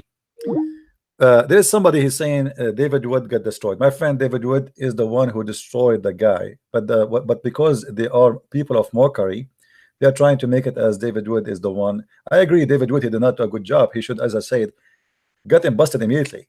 But the debate was 100% a win for David Wood, because the answers of this guy, the idiot Mohammed Hijab, is priceless. You see, I already have what, 5 videos about Mohammed Hijab. All of them, they are priceless. Go and watch them. You will die laughing. And I challenge anyone to make a video making laugh or a joke about what David Wood said in the same debate. Your hijab, he agreed that Allah he pray. He said Allah he pray for, he don't pray to. In the debate, your hijab, he said that the word Elijah mean God is with us. It's calling David Wood supposedly. Hello, Christian Prince. Yes, my friend. I'm calling you all the way from Australia. I messaged you before a while ago, and I just wanted to say I love your work. I'm a fellow Christian like yourself. I'm an Egyptian, Coptic. And I just want to say, God bless you, and may He protect you from all the evil around you. Thank you, Because I know exactly what you're going through, because I've been challenged in the last 8 years as well, throughout my career, by fellow Muslims. And the best I've ever gotten from them is, my Bible is corrupted. And I say, great. Tell me when and where it was corrupted. And the best answer I get is the Council of Nicaea. And I said, well, can you explain to me what happened in the Council of Nicaea? They have nothing. And when I tell them, well, can I prove to you that Jesus is your Lord and Savior from your own Quran? And they say, well, if you don't believe in the Quran, why are you referring to it? I said, because I know you will not listen to me if I read you from my Bible, because since you claim it to be corrupted, why am I going to use my own Bible? I can prove it from your own book. But then they can never understand when I tell them Jesus, who is the Word of God, Kalimat Allah, and I say He is Ruh Allah, and they say to me, oh, spirit can be translated into angel. And I said, no, it's not. And I said, you can't explain to me Arabic. And the Muslims that I speak to are not Arab Muslims who don't know Arabic as a first language. And when they say to me, Sallallahu Alaihi Wasallam, and I said, do you understand what you're saying? And they said, yeah, peace and blessings be to the Prophet. And I said, but hang on, slow it down. Let's break it up word by word. I said, Salah means prayed. I said, who prayed? What's the next word that you say? Allah. Okay, what happened in the translation? Where did Allah go in the translation? And I said, so we say, Salah, Allah, God prayed, Allah prayed. I'm like, to who? Who's He praying to? I'm like, aren't we the ones that are supposed to be praying to God if He is the Almighty, the Majestic? And they never say, oh, that's because your heart is black and it's corrupted. And I said, oh, Jesus Christ, you guys need help. My friend, I will answer you about that. There is no need to go in this argument with the Muslims. When a Muslim he says the Bible is corrupt, ask him, you are talking about the Bible of Allah. And in a second you will see that his face will turn yellow and blue and orange, because how stupid it is to believe that Allah is the one who sent the Injil and He is the one who sent the Torah, and then you are saying to me that Allah sent books but His books is corrupt. So what's my problem? You know what I mean? Why you want to? I tell him. But no, you should not. You should not defend. You should not say, "Oh, it's not corrupt." Say to him, "Yes, your God Allah is corrupt. Your book is corrupt." That's stupid. Your God Allah can protect His book. So why you are attacking me? Why you are blaming me? This is your God book. It's corrupt. So what's my problem? Yeah, you're right. I didn't think of it that way. Yeah, use their logic. You know, it's stupid, because remember, the Muslim believe that the Injil was sent by Allah and the Torah was sent by Allah. So if they believe that the Torah and the Injil is corrupt and this is the book of Allah, so what's my problem? But when I tell them, I refer to the verses in the Quran saying "Mabayna yidayhi" and affirms our books, and I said, well, then they tell me, oh, but then you guys corrupted it, and they. I know they always refer to the Old Testament in the Torah, where they say the people of the Scripture, they're the ones that were changing the words. I said, that's great, but where was it changed? Please tell me where. And they say, yeah, but I believe in the original Injil. I said, well, where is the original? You see, my friend, the Muslims, they don't even have the Quran of Muhammad. Even the Quran, I know that. They don't have even the Quran of Uthman. They don't even have the Quran of Hafs. Hafs, he came 200 years after Muhammad. They have the recitation called the recitation of Hafs, but they don't have a book. It's called the book of Hafs. And yet they have no problem. The Muslim, they don't have manuscript of the Quran. They have nothing. They have zero. And then they say to us the Quran is preserved. And then we go and we find that Umar al-Khattab, he said that the Quran used to be 1,025,000 letter, which means 1,025,000 letter. And what is left today is less than 270,000 letter, which means more than 85% of the Quran is gone.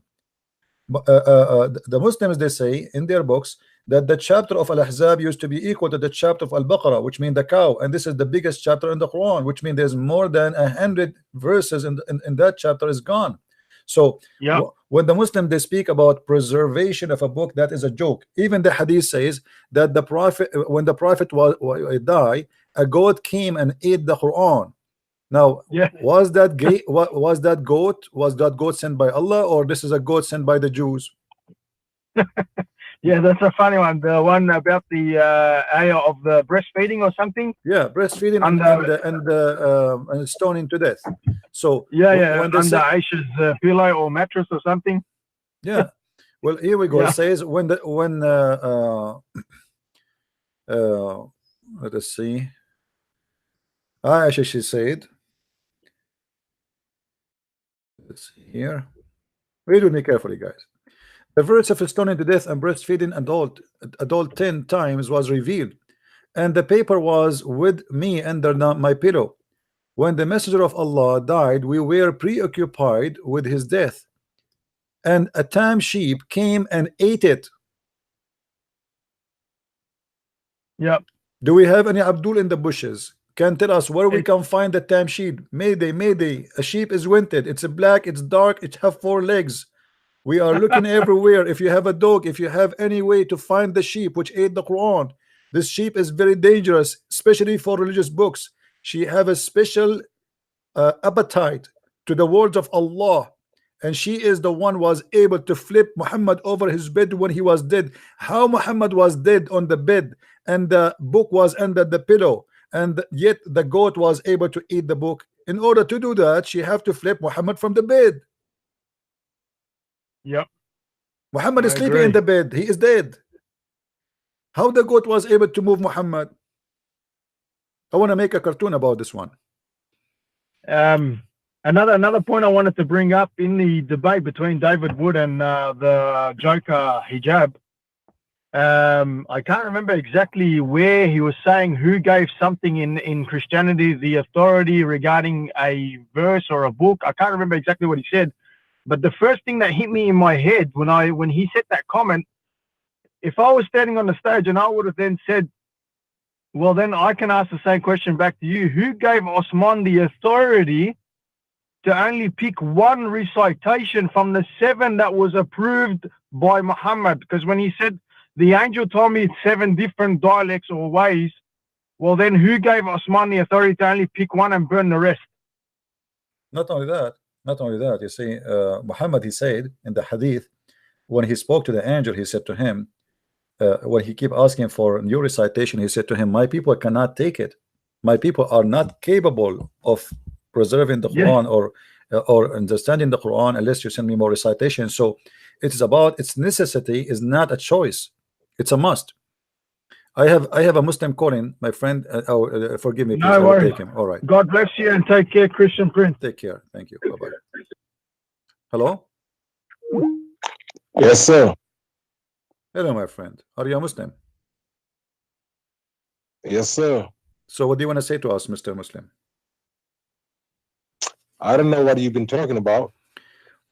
Well, I'm talking here. I have a hadith in front of me. As long you just call. First, let me welcome you, my friend, and your life on air. People, they can hear you.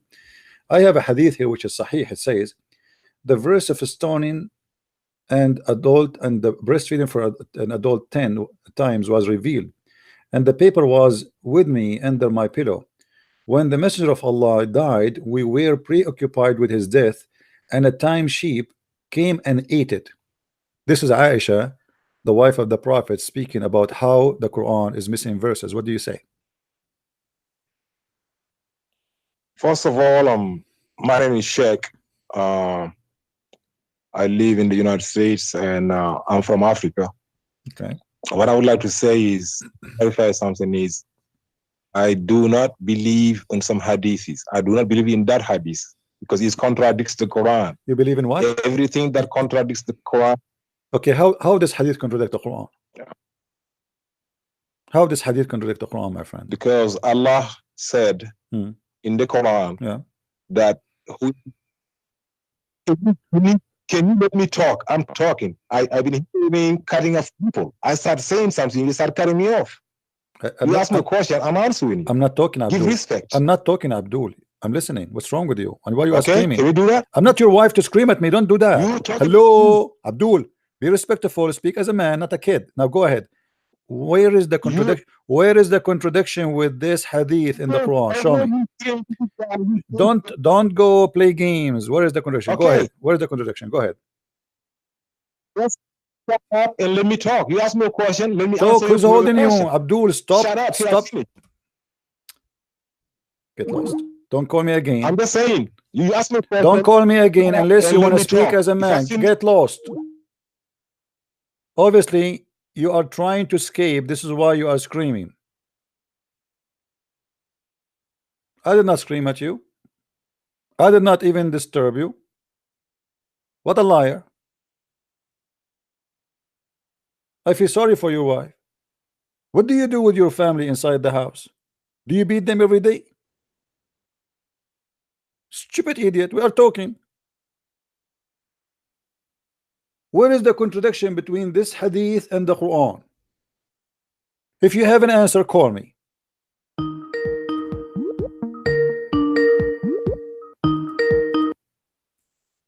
Hello? Yes, are you afraid? Why are you cutting me off? Answer. What is the contradiction between this hadith and the Quran? Go ahead. Okay. The Quran said in the crystal clear in the Quran that al-zaniyatu wa zani, whoever fornicates, a man or a woman, got 100 jald, 100 lashes. Is that Arabic you are reading now? So I'm just telling you a verse of the Quran. My friend, but is that an Allah Arabic? says I heard you saying something. Is that Arabic? that was Arabic. Az-zaniyatu wa zani. Where we can find you this, where we can find this verse in the Quran? Oh, I thought you said you know the Quran. Sure, I know the Quran. This is chapter 24, verse number 2. I know the Quran more than you, but I'm saying to you where we can find this verse in the Quran. Do you know? Does it matter? Well, how come I know? How come I know the number? You do not know the number. I told you the number already, but look like you are slow. Chapter 24, verse number 2. Now I'm asking you where we can find this verse in the Quran. Where we can find this verse in the Quran? Goodness. Since you know the Quran, can you tell people that I'm lying? That this verse isn't in the Quran? It is in the Quran. I'm asking you where it is in the Quran. I said it is in the Quran, but where it is in the Quran? You do not know. Relevant. You do not know. You do not know, right? Okay, you do not know. Chapter 24, verse number 2. Okay, now, what does this have to do with this hadith? Az-zaniya wa-zani, which you do not know how to read. This hadith you said is talking about stoning, right? You said stoning somebody who fornicates, right? Yes. I said we cannot stone because Allah said we give him 100 lashes. No, the verse you are quoting for me is about adultery for people who they are single, not married. Oh my God! Does it say single or married? It doesn't say that. But okay, do you want to challenge me, Abdul? Do you want to make a Abdul? Do you want to make a challenge? A challenge in front of everybody. This is what it's meant. Do you want to challenge? Say yes. Be a man. Be a man. I'm going to challenge you. I'm going to challenge you and the Bible and on the Bible. Don't change the topic. Don't change the topic, Abdul. Do you want to challenge me that this is what the verse means? It's about single people, not married people. Yes or no? You never said no single or thing. He said azani. It was zani. Abdul, why? Okay. So how we will understand the verse meaning now? Shouldn't we go to the interpretation? Yes or no?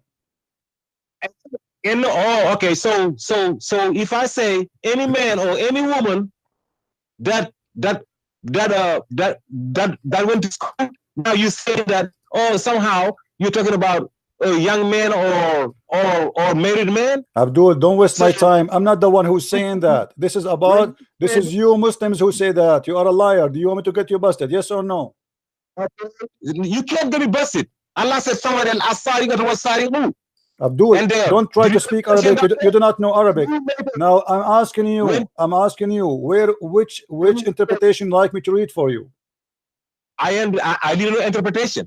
I don't need interpretation. I need to the Quran. You don't even know how to read Arabic. Okay, how you can give interpretation for the verse if you do not know how to read Arabic? Read the verse for me. Read the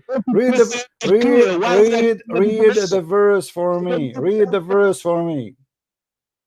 Read, guys. Allah said in the Quran. Shut up. Go. Send me your dad. I don't have time for kids. Guys, read with me. This is Tafsir Ibn Abbas, the cousin of Muhammad.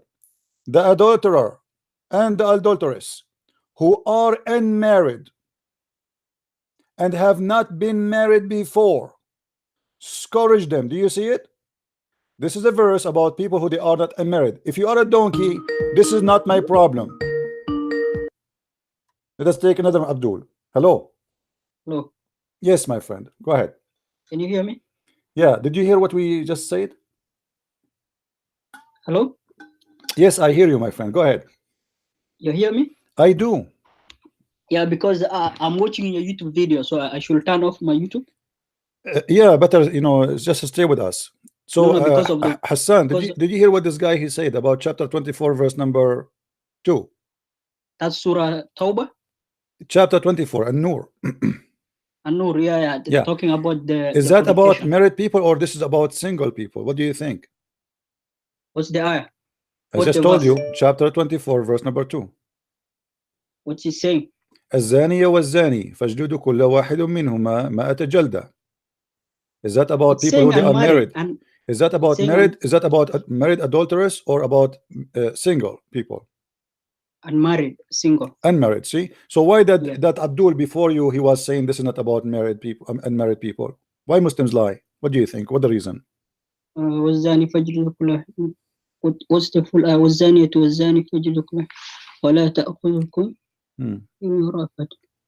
Because it's saying it's not stating actually from the Arabic. Yeah, but you know more Arabic than but at the end of the day, you Muslims you believe that this is about single people, correct?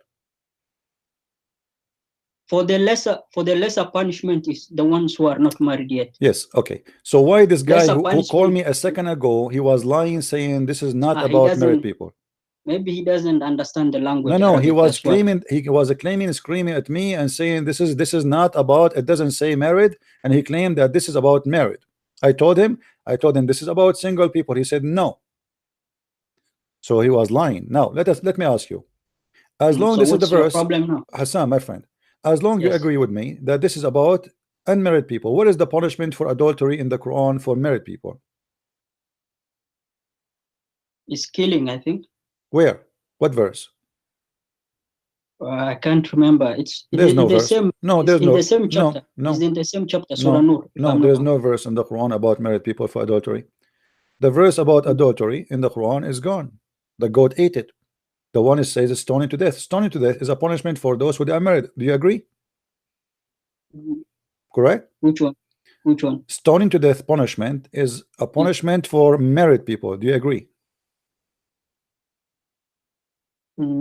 Yes, it's Okay. the married one. Wonderful. if I'm So not wrong. where we can find the stoning to death punishment in the Quran? For unmarried or married one? Sorry?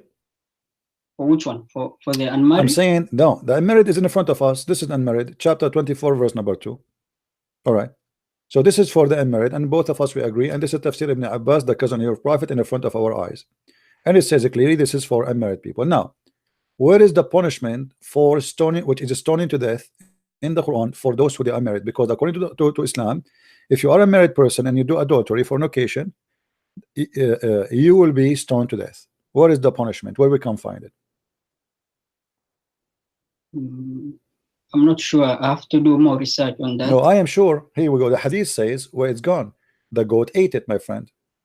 What's your reference for that? Okay, here we go. We go to the reference, my friend. No problem. Give me the reference for that. You cannot make up things. No, we cannot. Sure, no, cannot. You see, this is why I use my screen, and nobody can say I'm making things No, up. just give me the reference. The one that said the sheep. You can click at the like I don't know if you can see YouTube. You can see the. Yeah, I can see your YouTube. All right, here now we you're go. in Sunnah.com. This is Sunan Ibn Majah. All right, and this is the Hadith, and the Hadith is accurate, is authentic. Hadith number book volume number 3, book number 9, Hadith number 1944. It says the verse of stoning to death, stoning and breastfeeding of an adult 10 times was revealed. So those are verses revealed, but yet we cannot find them. And the paper was with me under my pillow when the Messenger of Allah died. We were preoccupied with his death, and a tame sheep came and ate it.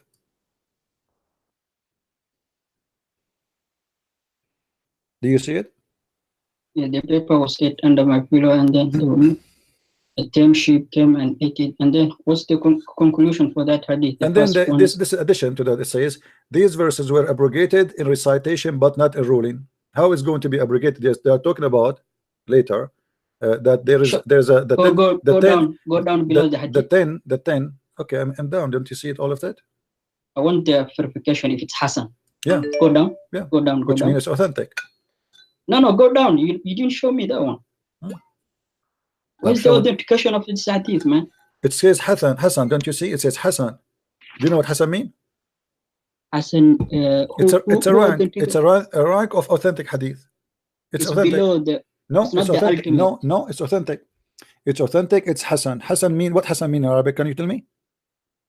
Hassan means is authentic. You can say authentic if I'm not wrong. It means fine. It's fine. Fine, but it does not reach the ultimate authentication. Well, you know, there's ranks. Even the da'if, by the way, it's fine. You don't know science of hadith. My friend, even the da'if, you can go right now and search in YouTube, search for Sheikh Hamza. He made a speech about da'if hadith. And I'm quoting him word by word. He said, there's an attack on da'if hadith. Da'if hadith is the same as you say, a paper got F. It did not funk. It pass. It did not funk. You can go watch him and you can see. So even the da'if is accepted. So what about the Hassan? So this is and Sunan, my friend, and Sunan Ibn Majah, and Sunan, not according to me, not according to me. I just name for you your sheikh who is saying that. I name for you the sheikh. I can show it to you right now. I don't trust him. I don't follow him. He's a liar. Okay, he's a liar. Now let me ask you. Hamza is a Sufi.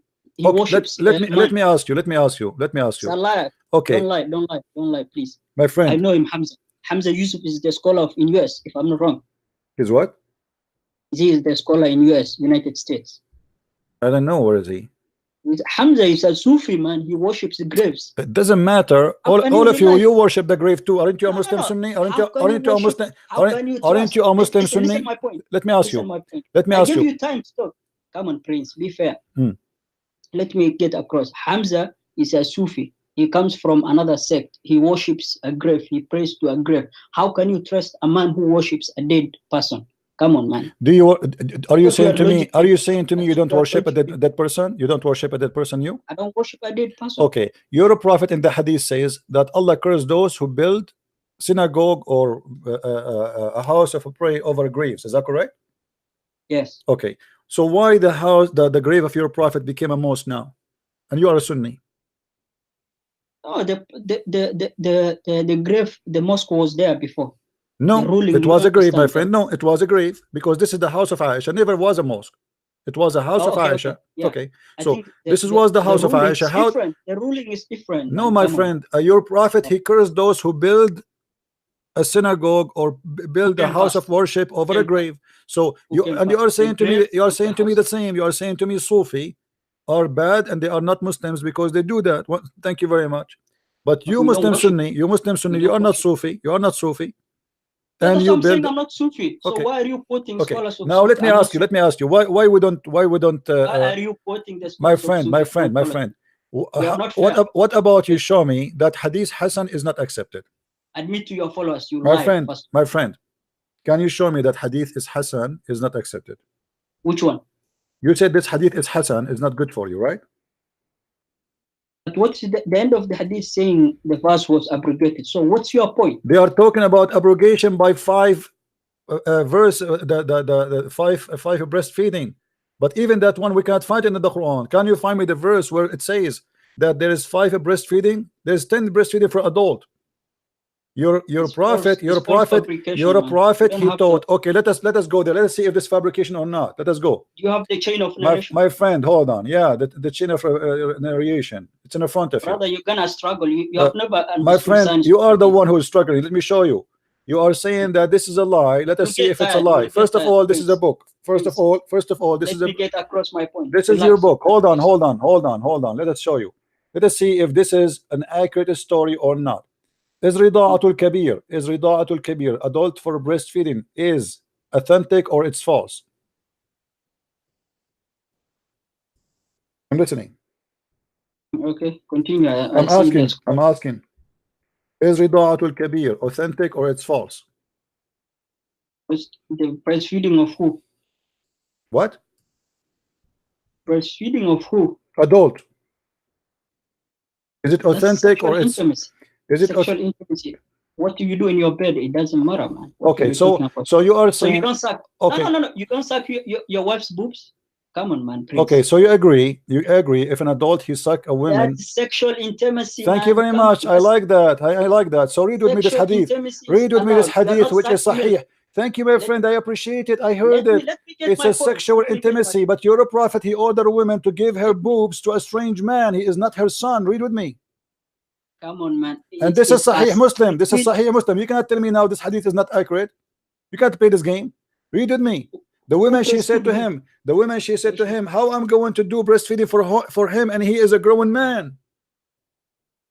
Was the is it authentic, this hadith? Yes, this is Sahih Muslim.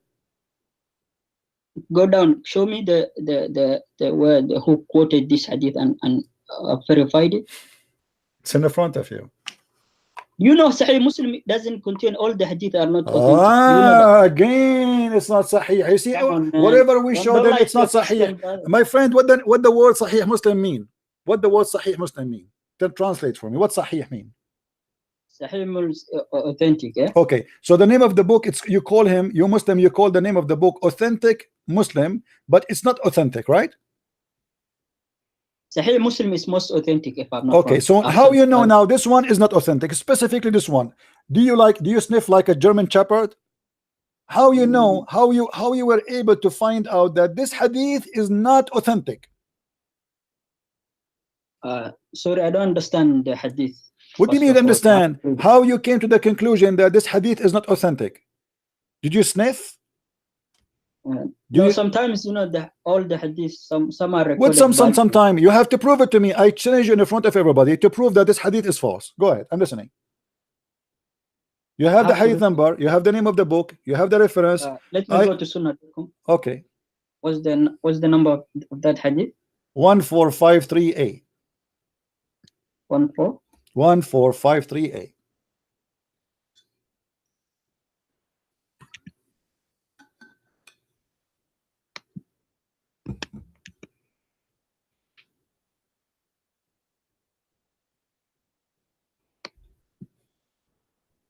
In Sahih Muslim, yeah? Yes.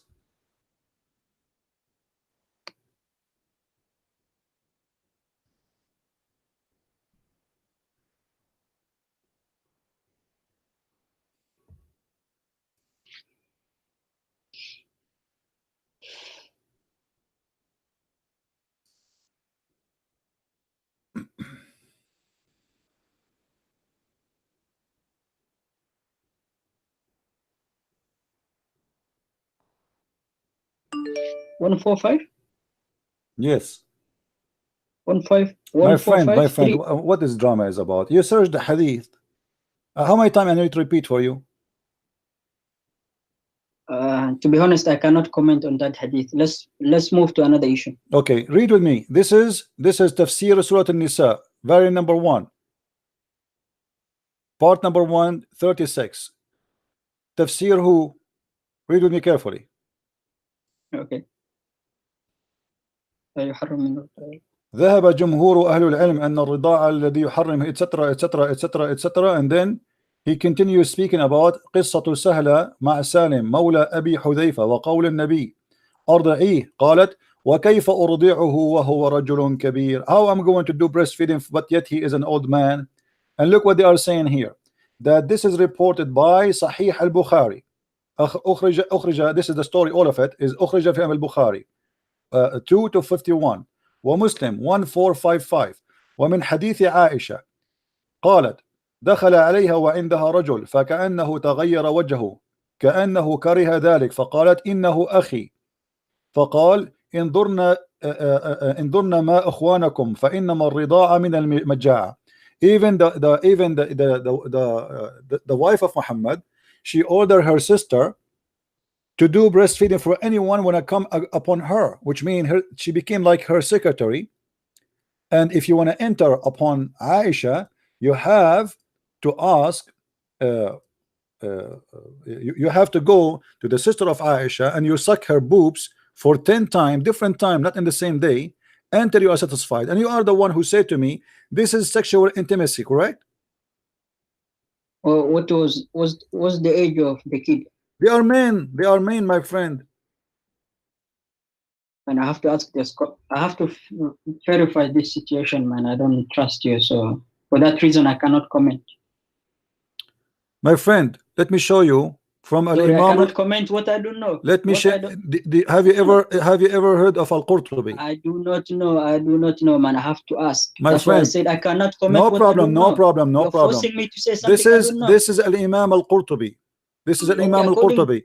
Volume number 2. Hold on. Volume number 17, verse number 65. Here they are talking about Al-Imam Al-Qurtubi, and Imam Al-Qurtubi says, and this is the book in the front of your eyes. It says, ولأن عائشة رضي الله عنها كانت إذا أرادت دخول رجل عليها أمرت أختها أسماء أن ترضعه ليصير لها ابنا لأختها من الرضاعة. And if Aisha, she want any man, Ibnan means baby. No problem. Listen, not adult. My friend, and Aisha, if she want anyone to enter upon her, a rajul, a man, she ordered her sister to suck her boobs, so he can become a son for her from breastfeeding. You are the one who said to me, if you do suck a woman's breast, it is sexual intimacy. Do you agree with that? Between wife and a man. My friend, between wife and a man. What about a wife and a stranger? A woman and a stranger? No, she's a stranger. He is a stranger. Oh, okay. Are you saying to me? I'm not trying to insult you. I'm not trying to insult you. Are you saying to me? Are you saying to me that you have no problem with somebody want to visit you? Listen. Are you saying you have no problem that a man come to your house and he suck the boobs of your wife? You're not allowing me to speak, man. I'm asking you. What I said when I said sexual intimacy, I was referring to the between a wife and a husband, not a stranger. Okay, what about stranger? What about stranger? What we would do with a stranger now? We have a stranger, a man he want to enter upon. Let us say you have a wife, and then your wife she ordered her sister to give her boobs to me to suck it, and then I can go and see your wife. Is that logical for you? Is that acceptable in Islam? It's not even logic, man. Well, this is what it says in front of you. I doubt it. I highly doubt it. What do you mean I doubt it? Here we go. This is Tafsir Al-Qurtubi. My friend, it doesn't matter. I don't care if you're Arabic. You can go check it out. No problem, my friend. Take your time. I'm not forcing you right now to my friend. I show it to you in English, so you have no excuse. I show it to you in English, and I show it to you. I cannot comment on the issue. I do not know what you mean. Let me ask you. Why you call me? Let us change the topic just to give you a chance to breathe. That's why I said bring another issue. I do not comment. I don't want to bring another issue. I want you to. First of all, my Arabic language. I want you. No problem. I have to ask people of knowledge. No problem. In the Quran it says. I don't want to ask you something. Listen to me, man. Listen. Let me mention my point. In the Quran it says that if you do not know, ask the people of knowledge. Well, who are they? The people of knowledge. Who are they? The people of knowledge. They have three characteristics. They have to be righteous people who are the imam or someone who you trust. Not true. And also someone who's proficient in the Arabic language and all the divine laws. That's false, my friend. The Quran says if you want to know, ask the Christians and the Jews. So if I need now scholar, I have to go to the grave or what? My friend, the Quran says. Thank you very much. Those who they recite the scriptures before you. Okay, we are the ones. You ask us. Part of your answer is right. Part of your answer is right that during the Islamic history where the Quraysh lived, they were Jewish people. So they used to go to ask them the Bani Israel, the stories that happen, and we take benefit from those. And the Prophet said, do not say when the narrators of the Jewish come to you that they narrate you the past history during the Moses time, do not tell them that you guys are lying and do not verify them until you know that you can take benefit. Because remember, during that time there was oral tradition. You remember, we never used to have cameras. We never used to have technology. Okay, so my friend, let's go to something else. As long as we No, are what was talking, the criteria? let us talk. What Let was us the talk. criteria? My friend, was you the told me criteria? whatever you want to say. You are wasting my time. I told you what the criteria in the Quran. You have to ask the Christian and the It was Jews. oral tradition. Only. The Quran Oral never tradition. said. The There Quran was never no say. computer, Never there say was the no Quran. Hold technology. on. The Quran never say, and you agreed.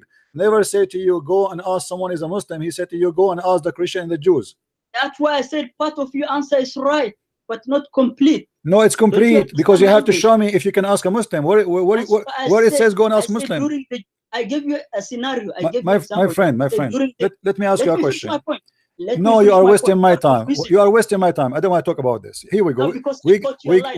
We got a confirmation that you need to ask the Christians, for you Muslims are ignorant. This is what the Quran is saying. Even the Quran call us people of the book. Why the Quran does not call you people of the book? Why will I ask someone who worshipped Jesus who was breastfed by a woman? Why will I ask someone who's irrational? Well, you are irrational. You are the one who believe that you worship Jesus. My friend, hold on.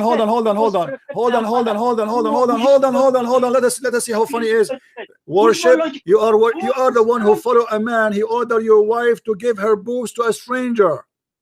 Who's more logical? Is that rational for you? Is that rational for you? Where is your dignity? Where is your dignity? Where is the man on you? Shame on you. Shame on you to follow a prophet. Shame on you to follow a prophet. He teaches such a thing. Who's more logical? You are worshiping someone who was breastfed, who was washed. Prove it to me. Prove it to me that Jesus was breastfed. I want to see it. Read it. I want to see it. Show me. Are you saying your prophet was a liar? Are you saying your prophet was a liar? I'm asking you a question. Are you saying because the Quran says that Jesus, he spoke in day number 1 and he was a mature person? Yes or no? Why are you turning away the topic? You are the one who talking about Jesus breastfeeding now. Not me. Do not divert the topic. Do not divert from the topic, brother. Brother, Elijah mean God is with us. Bring me Mohammed Hijab. Don't go in circle. Don't go in circle. The one you are making fun of, he is right now in heaven. Let me ask you, how Jesus he did the breastfeeding, but yet he can resurrect people from the grave? Answer me. You are not allowing me to speak. No, I am allowed in you, but you try to change the topic. I want you not to escape. How Jesus for you is just a person who did the breastfeeding according to you, but you cannot prove it. But yet he was able to resurrect people from the grave. I want to know. I do not worship him. I worship him.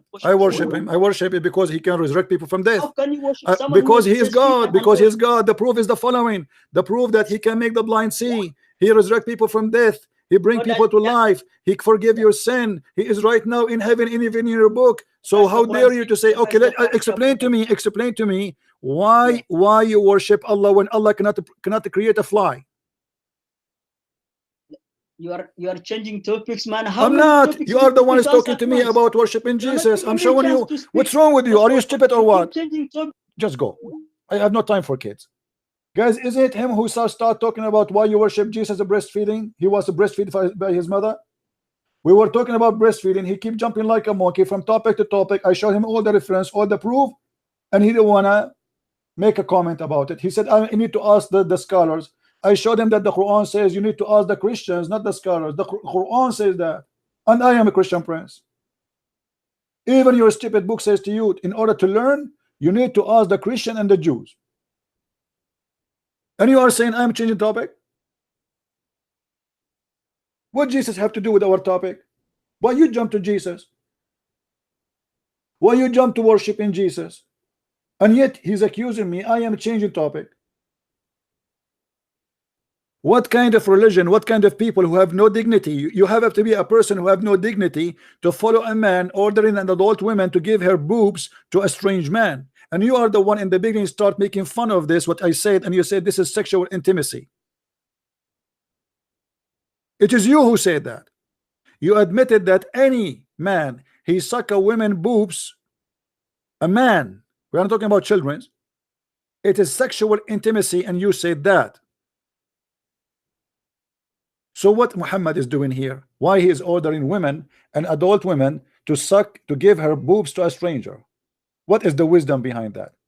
Since when we can make a person my son and he is a man by sucking the boobs of or the nipples of a woman? You know what I mean, guys?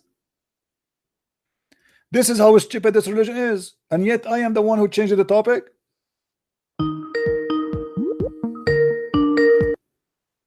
Hey Abdul, how are you? I'm good. Okay, so now I showed you the proof that this is, and your friend, the one who called after you, he confirmed that that verse is about people who they are not married. What do you say? I don't give a damn what they say. Are you saying your brother? Are you saying your brother is a donkey? Are you saying your brother is a donkey? Are you saying your brother Mohammed Hijab is a donkey? Are you saying your brother Mohammed Hijab? Shut up.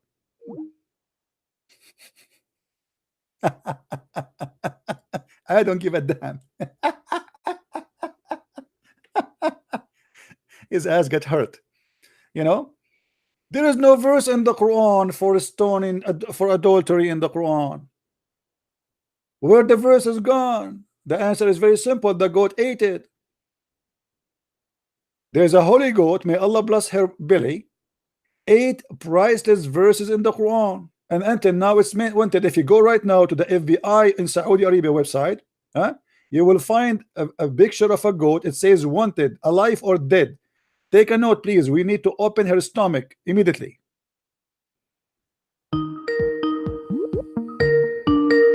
Why you are calling me back if you are going to fight? Hello? What? Yes.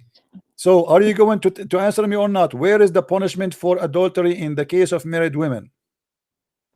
I said, I'm not going to tell you till you deny that it's not in the Quran. If you deny that, where is the verse? Where is the verse?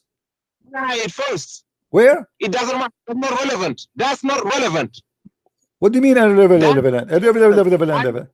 Let's talk about something relevant. Is it in the Quran or not? Listen, I see your name. It says Sheikh Taylor. Are you a sheikh?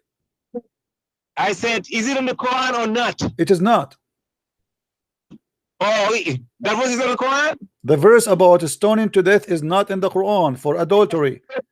No. I'm talking about the verse about 100 lashes. That's why I don't believe in that. But this is not about married women. And the hadith I showed you, your prophet wife, she said the goat ate the Quran. Let me ask you. Are you saying your prophet wife, she did lie? She is a liar when she said that? I think that Arabs, people like you lied on her. Who are they, those Arabs? They are Muslims. They are Muslims. Why the Muslims? They are lying, saying Aisha, she said if she did not say. They are munafiqun. This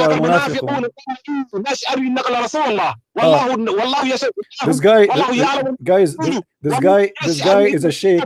By the way, this guy is a sheikh in a mosque and he is losing his career. This is why he's shouting. Let me ask you, Abdul. I have a challenge for you. I have a challenge for you to show me one interpretation in the word agree with you. Is that fair? I don't. Rashad Khalifa.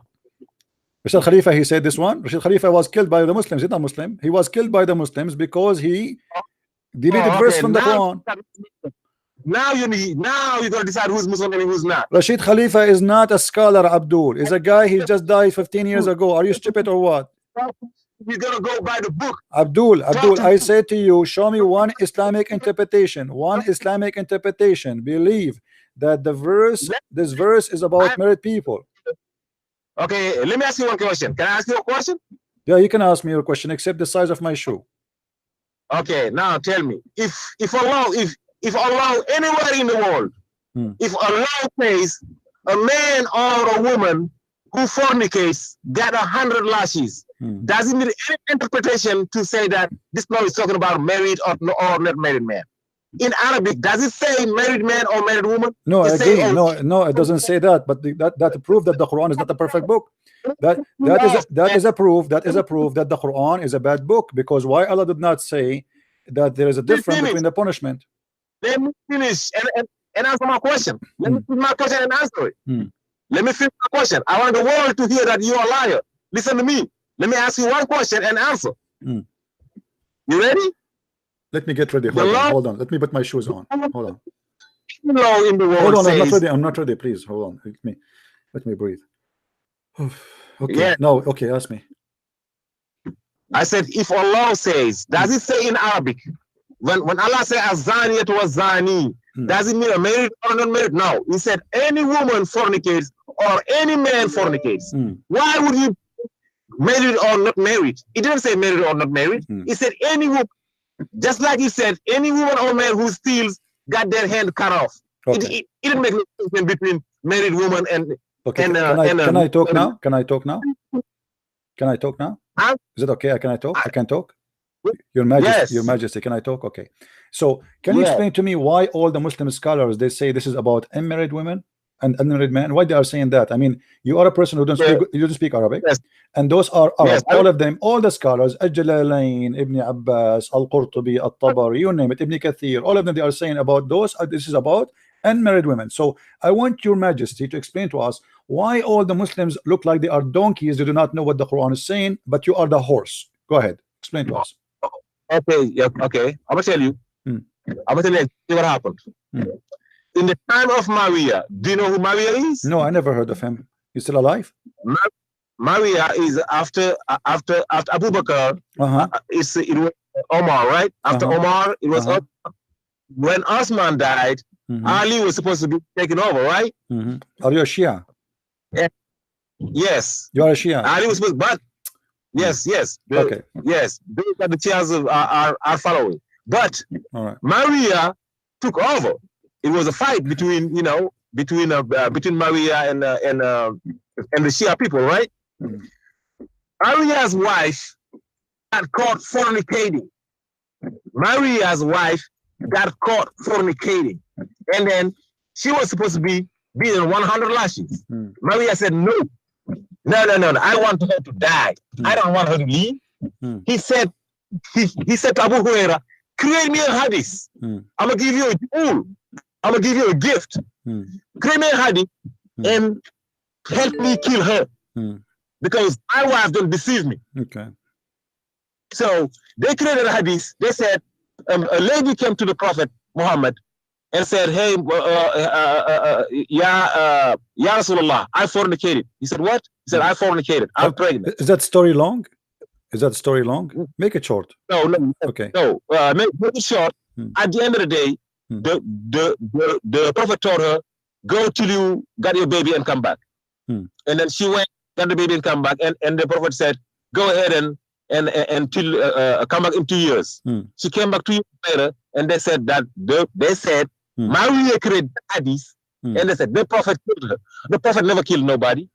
Allah said in the Quran, the biggest oath in the Quran is about Muhammad saying anything that is not the Quran.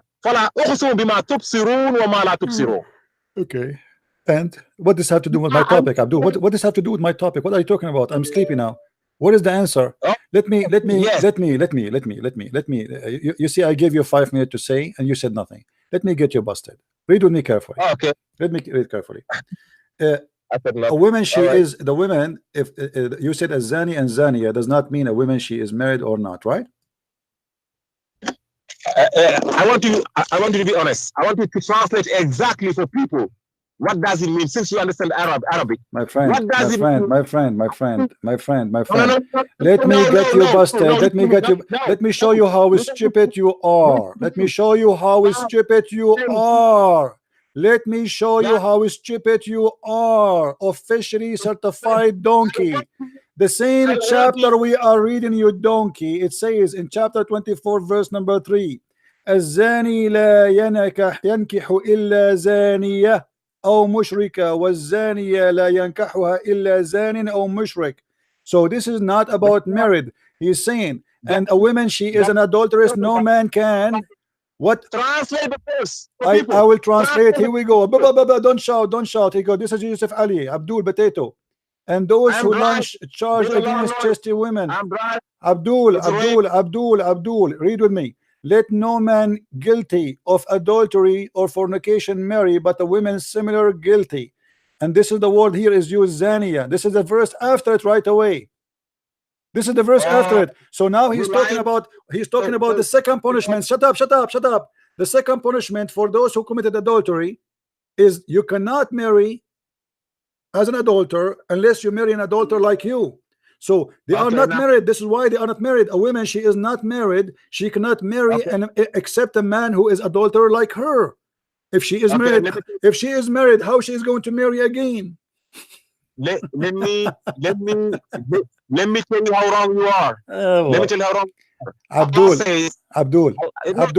What about we do this? What about we do this? What if we go to the Shia interpretation? What if we go to the Shia interpretation and get you busted? Is that fair? Is that fair? If we go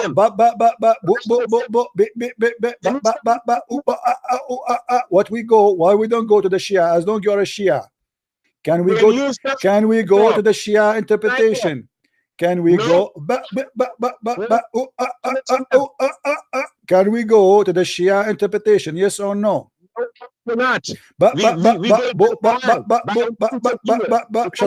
Shut up. Don't call me again. What a donkey. Okay, you are a Sunni, you are a Shia, you are not a Sunni. I understand. You are from different religion, worshiping Muhammad and his family, and they think they are made from light. And obviously Muhammad was from light. Even his mother, she said when she gave birth to him, a light came from her vagina and reached all the way to Damascus. At that time I was in Iraq and I saw the light myself. Until now the light there. What a stupid donkey. Why you don't want to go? Okay, you don't want to go with the Sunni, we go to the Shia. Hello? Hello? Yes, my friend, how are you? Hello. Did you check the reference I gave you, Mr. Muhammad? Yes, you said the unmarried couple is not found in the Quran. I agree with you. We agree on that? Yes or no? Yeah, but I asked you to go and check about the breastfeeding for adult. Yes, it's the hadith is found in Sahih Muslim 1690. You can check it from yourself. It's saying if a married woman or woman commits adultery, then they are to be stoned. No, this is not the topic. I asked you. You said you want to go and check about the breastfeeding for adult. What happened with that? So now we are not dealing with the. No, this is with this Abdul. This guy, the Shia. Now, you know, we spoke, me and you, for some time. Let's address this topic now. So what happened now with the breastfeeding? Did you search? Did you find an answer? You want me to address the adultery or the breastfeeding? No, let us finish the breastfeeding. Your specialty is breastfeeding. His specialty is the adultery. Let's go. So I said, what did you find? My friend, this is not my topic. So don't tell me. So you have no answer. Is that the answer? Is that the answer? You have no answer. Which topic do you want me to address? Do you have an answer or not? Do you have an answer or not? Make it short. Do you have an answer or not? I cannot comment. Okay, then let us change the topic. What do you want to talk about? I want to talk about the part where the fornication part. Okay, go ahead. I agree with you that the married couple, the Quran did not mention it; only mentioned unmarried. So the other one we rely on the Sunnah. Okay, the what the Sunnah says about married women and married men? Narrated by Abu Muslim 1690. That's the hadith. Okay. It's saying if an unmarried person commits fornication with it's saying if a married woman or a woman commits adultery, then they are to be stoned to death, because the Prophet, peace be upon him, said. That's wonderful. Okay, so now this is but this is mean, my friend. But this is mean that the Quran is not a perfect book, because why it's not in the Quran? I mean, this is something extremely important. We cannot take only the Quran. Our two sources. We have two sources, brother. So Islam is not Islam is no problem. Even Shia have hadith, my friend. Even Shia, they have hadith more than you. Who told you Shia don't have the Shia? They have hadith more than the Muslim Sunni 3-4 times more. What are you talking about? Let me state my point. Please give me a chance. Let me state my point. We rely on two sources. The divine laws are two sources: the Sunnah and the Quran. We cannot take the Quran only, because that's illegal. It's not allowed. Okay, read with me carefully. Because the context will get lost. My friend, this is Sahih al-Bukhari. This is authentic hadith. This is Umar saying. Then why are you relying Bukhari if you are not allowing me to use also that? Because the tradition of hadith is also part of our religion. Why are you saying we only rely on the Quran?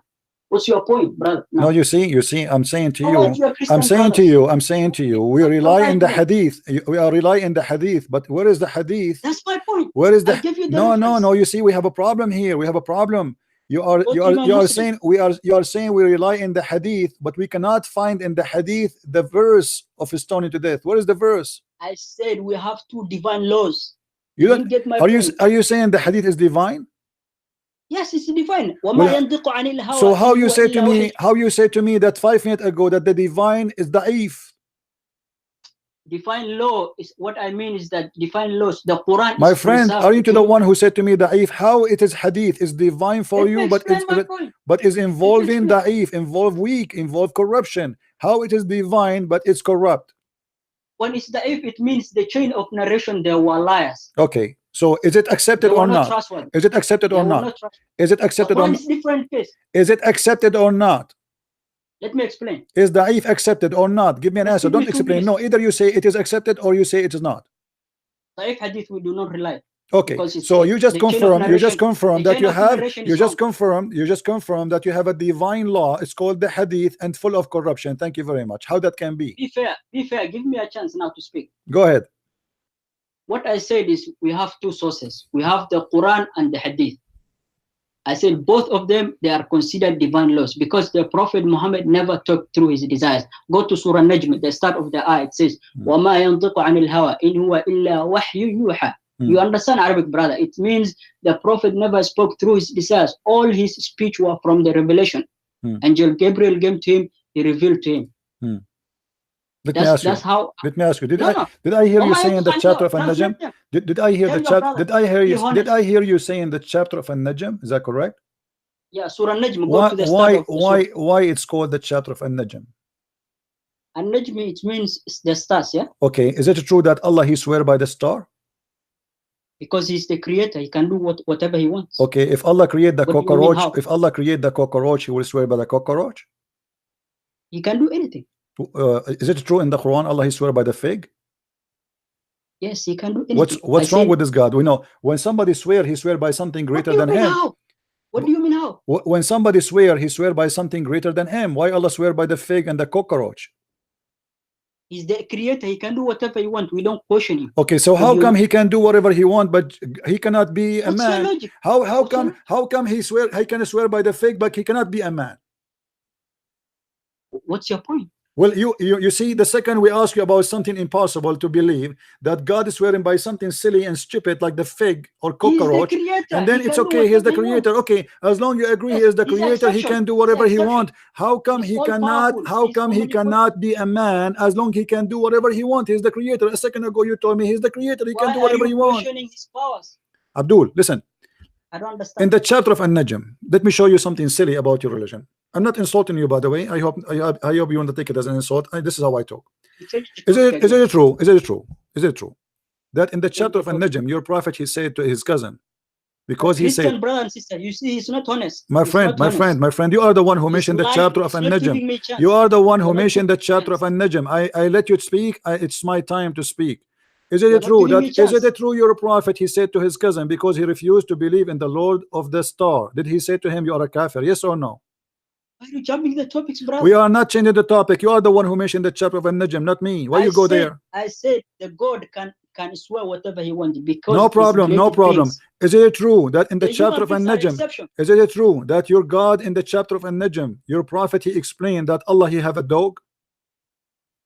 Where in which verse? The chapter of An-Najm. He didn't do that. You are a liar. Okay. Are you willing to challenge me? Where's the reference? Give me the reference. Are you willing to challenge me? From your own words? Are you willing to challenge me? What if I show you the reference? Go to Surah Najm now. Let's go. Which verse is it? No, I will show. I said your prophet said. I did not say the Quran said. Are you willing to challenge me? That's not trustworthy. That's not authority. It's not authority. So you see, guys, anything is embarrassing. Anything is embarrassing is not authority. When they want, it is authority. When they want, it's not authority. No, remove the is that the game? Is that the game? Is that the game? You know, is that the Abdul? Where's your proof? Okay, I will show you the proof. Here we go. Okay, no problem. Remove the proof. Surah Najm, we can go now. All right. Don't lie to your Christian brothers and sisters, please. My friend.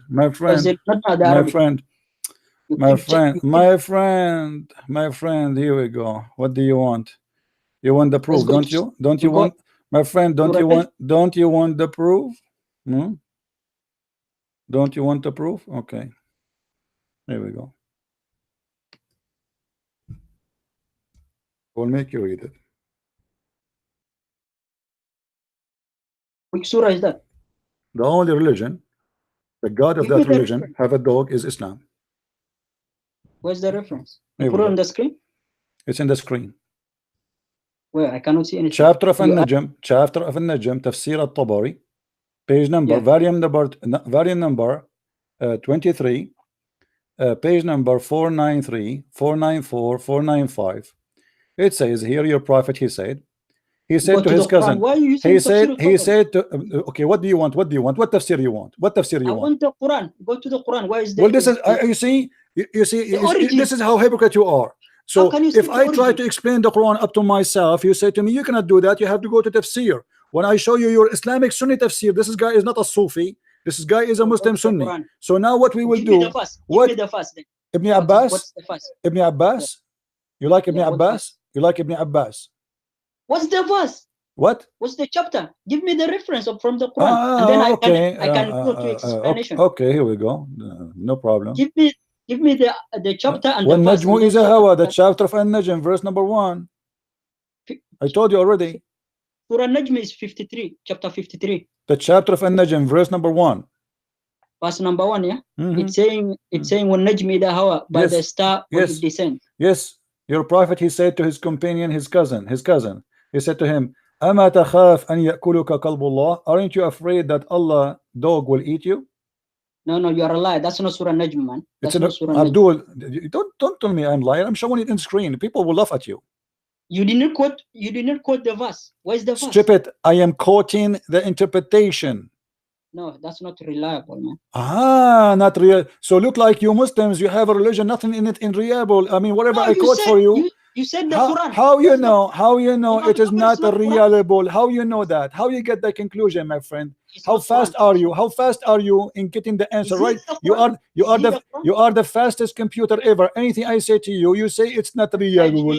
When Najmi ida Hawa, that's the verse. It's saying by the star when it descends. Okay, what That's- happened in the story? What happened in that story? That's a star. God swore by the star. What happened in that story? Explain to me what this It's story is apparent about. meaning. It's apparent meaning. What do they want you to explain? What It's happened? apparent. No, there is explanation. You as a Muslim, if you want to learn about this story, what happened? Where you go? You see, now our scholars become godly divine. Yeah? Where According you to go? Our scholars are now God. See guys, Our scholars are gods now according his to scholars, they are godly divine. A second ago, so you are saying to me we should not go to the scholars? Are you saying that? Scholars are not infallible. Who care if they are infallible or not?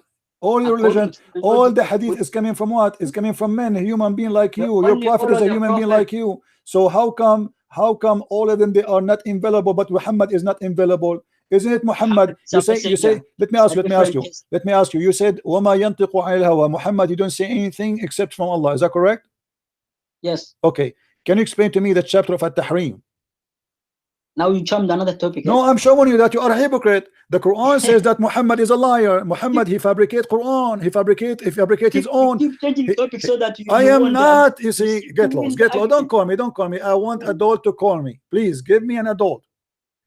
Each time I show them the reference in the front of their face, they say it's not reliable. With no proof. Anything I show them. The easiest answer. It is not accepted. If you are a person who speak of a truth, show me the reference where it says is not accepted. I show you your scholars, not a donkey from the street. When I mention to you a name of a scholar, I am not making my own claim. It's not me who's saying that. In order to prove me wrong, you have to show me the scholar who said that this hadith or this story is not accepted. Show me. But look how fast they say it's not reliable. Immediately. That guy, even he never heard about this before. Just because you don't like it, it's not reliable, brother. Do you see it? Do you see the hypocrisy? In the speed of light, anything they see, he never heard of it before, which means he never studied it, and there's no way he knew the answer immediately. But immediately he come to the conclusion it's not reliable, brother. The other donkey, he says to me that this verse it is about married and unmarried, but the verse after it says what if they are married or not. The verse after it right away it says if they are married or not. It says that those who they are do zina, they cannot get married if anyone except the one who is doing zina like them, doing adultery like them. Women and men. Guys, do you see the best example of hypocrisy in Islam? What kind of a prophet? He say to his cousin, aren't you afraid the dog of Allah he eat you? The dog of Allah. Ta-da-da, ta-da-da, ta-da-da. Who wanna call me from the Muslims and say to me what Muhammad said? Christian Prince, aren't you afraid the dog of Allah to eat you? I'm really scared. I'm really terrified. The dog of Allah. Wow. Allah dog. I mean, Allah has a dog. I thought Allah hate dogs. Isn't it Allah who told Muhammad to kill all the dogs because they are najas, dirty?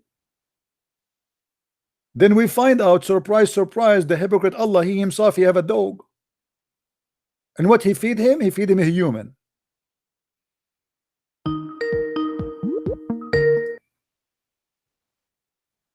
Yes, Muhammad. Yeah, let me clarify. Are you going to speak to me in an academic way as an adult, or you are going just to say anything I say to you? It says it's fabricated, it's not accepted.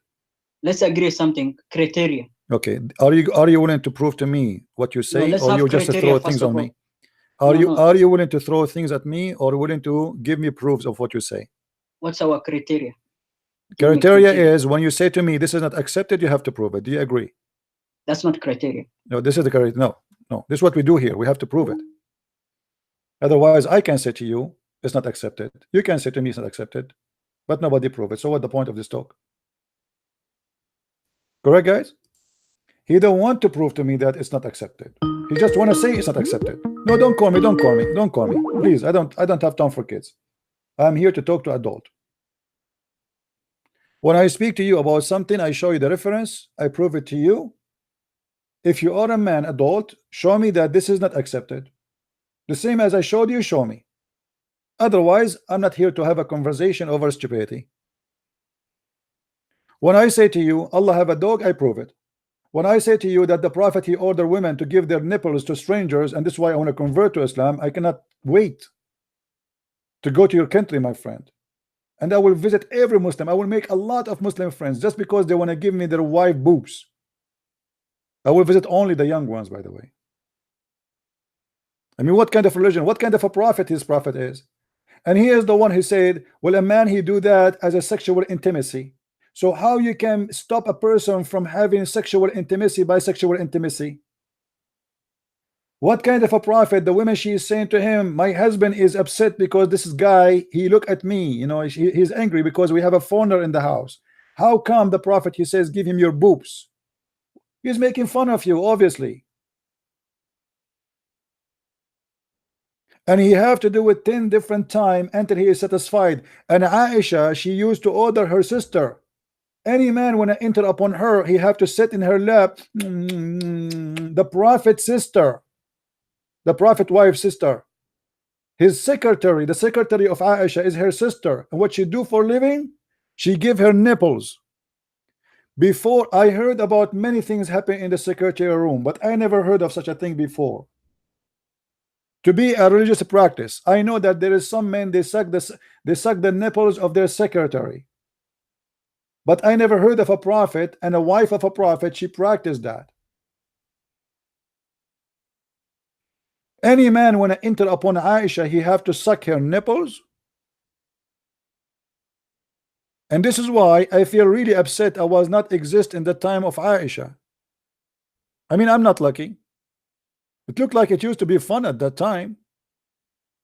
I will go visit Aisha every day.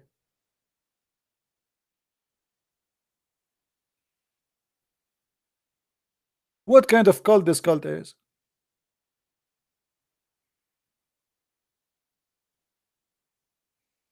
And the other guy, the sheikh, this guy, by the way, is a sheikh. He's a sheikh. He was shaking. He's saying to me, it doesn't say that I'm a Shia. And he started talking about Muawiyah. They hate Muawiyah, you know. They hate Muawiyah because Muawiyah, he killed the half of their family, the Muhammad, if not all of them. But what does this have to do with Muawiyah, my friend? Even your Shia accept that. What a stupid answer.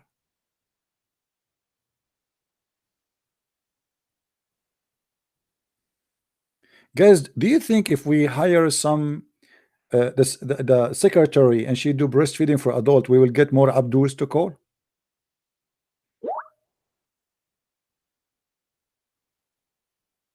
I think will become more popular. Even CNN will talk about it. They will say there's a guy, his name is a Christian Prince in YouTube.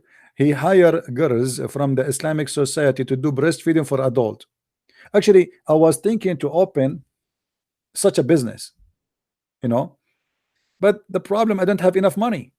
You see, I was thinking, and this is serious, by the way, true story, true story. I was trying to open drive-through breastfeeding in Las Vegas. I mean, think about it. There's drive-through hamburger, fast food, pizza, but there's no drive-through a breastfeeding for adult. Takbir. We will have a bunch of women lining up in the window, and we will open a hole in the window, and then people, they line up in their cars and they put their head up, they put the coins, we give them the nipples. Perfect. Very, very, very practical religion. Who want to be partner with me in this business, Islamic business? Breastfeeding for adult. We will open the biggest business in Las Vegas. We will become very popular, and you will see men are lined up from around the earth.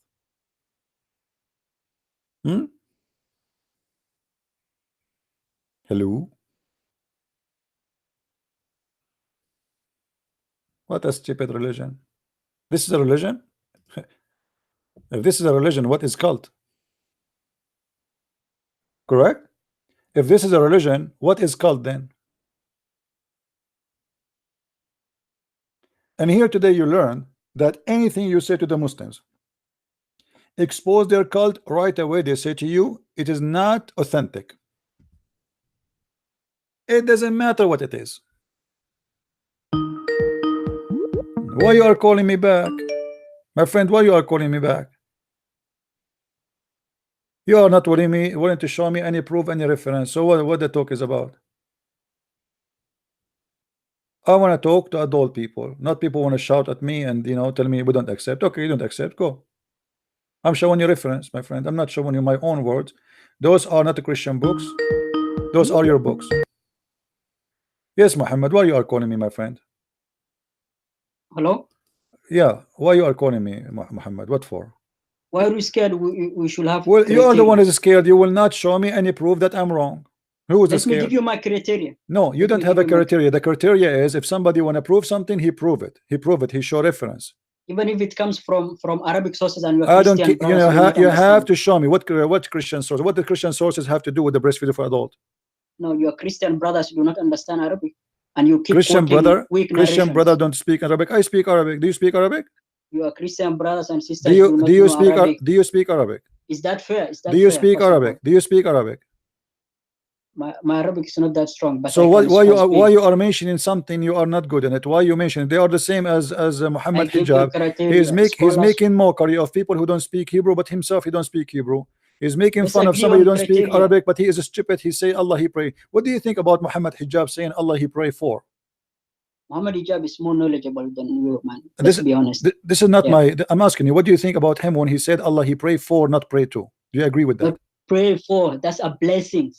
You know the word Arabic. You saw my friend. So you agree with him? It's a bless. It's pray for. What does Salah mean in Arabic? I'm asking you. Do you agree when he said Allah pray for? Yes or no? Pray means blessings. No, my friend. Pray mean he pray, supplication, not blessing. Coming from God comes blessing as a form of blessing. My friend, okay, let us go with you. If it is coming from God, that will make it a blessing. How Allah and the angel they do blessing in the same time? If Allah he bless you, who need the blessing of the angel? What the angels can do? Man, it's a different scenario. Specific what scenario? If Allah he blessed me already, why the verse says that Allah and the angels and the believers they do pray on the prophet? We send blessings. Okay, not send a blessing. prayers. I will go with you. I will go with you. If Allah Me is and- God, if Allah is God, already He blessed me. What the angels He can do sent more than blessings Allah on- blessing? I'm asking you, my friend, listen carefully.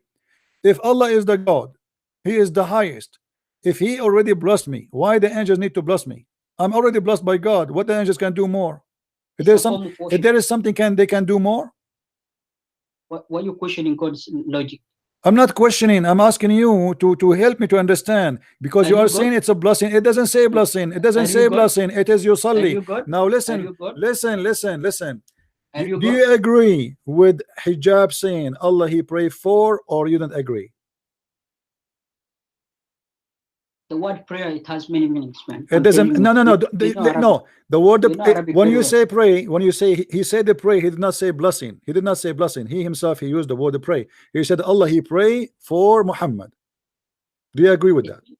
No, it means blessing, man. That's what I My get friend, the it's a context. blessing. Then you should not use the word pray. In Arabic, the word blessing is different. Baraka, yubariku. Why you use the word pray? Arabic is rich language. Yusalla means yes. Yusalla means like greetings. Yes. No, my Sorry. friend. No, my friend. That's a big fat lie. Salat mean Yusalla praying. doesn't mean. Salat mean praying. That's a big fat lie. And even your Abdul, today he made a video saying that there's a verse that says in chapter of At-Tawbah that the prophet he pray on the believers. What he do, he pray on the believers. So when the prophet he pray on the believers, is he sending blessing or he sending supplication? The same sentence exactly. It's a blessing, to be honest. Muhammad, he can bless you. No, from God's perspective, not from No, Muhammad's perspective. it says he pray on them. He pray on them. So now you are comparing God to His creation. What My friend, it's you who compare God to His creation. What kind of God? He says you that are he using specific situation. You are using Abdul. general. I don't have time for kids talk. Yes, You don't your speak criteria- Arabic. You don't speak Arabic. You don't speak Arabic. Hijab, he said Allah he pray for, not pray to. What's the context? That's what I'm The asking you. contact is Allah he pray for Muhammad. How can Allah pray and He is the one who created? That's a good question, because Doesn't make sense. this is what the word it says there, and he agree that this is the translation. This is the correct translation. Allah he pray. He did not say Allah bless. He said Allah pray. Do you agree with him? It doesn't mean like that, to be honest. It doesn't matter what you argue. You can tell me later what it's mean. He said Allah he pray for, not pray to. Let me give you my understanding of what it meant. I'm not asking you about now your understanding. I'm asking do you agree with him when he say Allah he pray for? Pray for is the preposition is very wrong, I think. Pray for. Okay, so is it correct or it's wrong? Answer. It's wrong. Wrong. Okay, so this gentleman he agree that Mohammed Hijab he made a big mistake by saying Allah pray for. What is the correct answer, Mr. Muhammad? That form is a blessing, to be honest. Okay, blessing. How you know it's a blessing? Because the word is Arabic, it can be interchanged. It has many synonyms.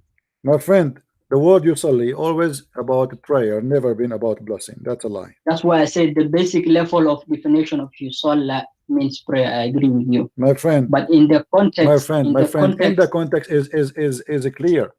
Is it clear, you know, my Arabic friend? You know that Arabic is very rich language. It has many meanings. You see, you just shot yourself again. So if the Arabic is a very rich language, why Allah he used the wrong word? So you're calling Allah stupid according to your logic. Eh? Yes, he is very stupid. Why not? Then Because you are saying to me that the Arabic is Jesus, you are the one who you are the one who said you are the one who just said that you see here we go, you change the topic, you accuse me to change topic. You are the one who said Arabic is a very rich language. So why Allah is using that word when he can use the word of blessing? There's many words for blessing. Why he is using salah? Salah mean pray. Give me 1 minute, please. I will give you 10 years. Just give me a second, please. Just to clear with your misconception. Your doubts are weaker than the spider house, man. What? Your arguments or your doubts are weaker than the houses of the spider. No, let me show you how stupid your God when he said that, because this is a verse in the Quran. According to science, the spider house is the most strong, and the web of the spider is the most strong fabric to the point they are making from the fabric of the spider bulletproof vest. What are you talking about? Your God is stupid again. Do you see how the spider, when he go and he jump from the roof in a line so thin, do you know why it can carry him? The spider is so heavy considering to the line which is carry it, because it's so strong. Your God comparison between Look, the word meaning Abdul, you just gave me an example that your God Arabic is a stupid Arabic. How he can say the spider web is so weak when it is really powerful and so strong? In its original format is weaker because of the house of the spider. My friend, the house of the spider is so strong. Is extremely. There is no specific situation. Because when you compare, let me show you how stupid. Let me show you how stupid what you just said. When you compare the house of the spider, are you comparing his house to the house of the elephant or to the house of other insect? Let me ask you a question. Is the house of the do you compare Yes. the spider house? Do you compare a spider to other insect, or you compare him to you? The spider is the weakest in any home. Abdul, how it is the weakest when the spider he can capture a huge insect with it. The house, we're not talking about the This is spider. his house. This is his house. It's in the middle of nowhere. Still, it can handle storms. It can handle everything, and he can hunt with it. Stop misconstruing, man. My friend, you can go right now, guys. Go right now and search. Go right now and search, and you will find that scientists discover that a spider web is the most powerful. Even the material it's made, where the spider made from his house from, is extremely powerful. So here your God is proving to us again that his Arabic and his logic is weak. Same time, aren't you Muslim says that your prophet, he was protected by the spider web house? Yes, it's narration that okay. It means how the house of the spider is the most weak, but the most weak was able to protect your prophet? It was a covering.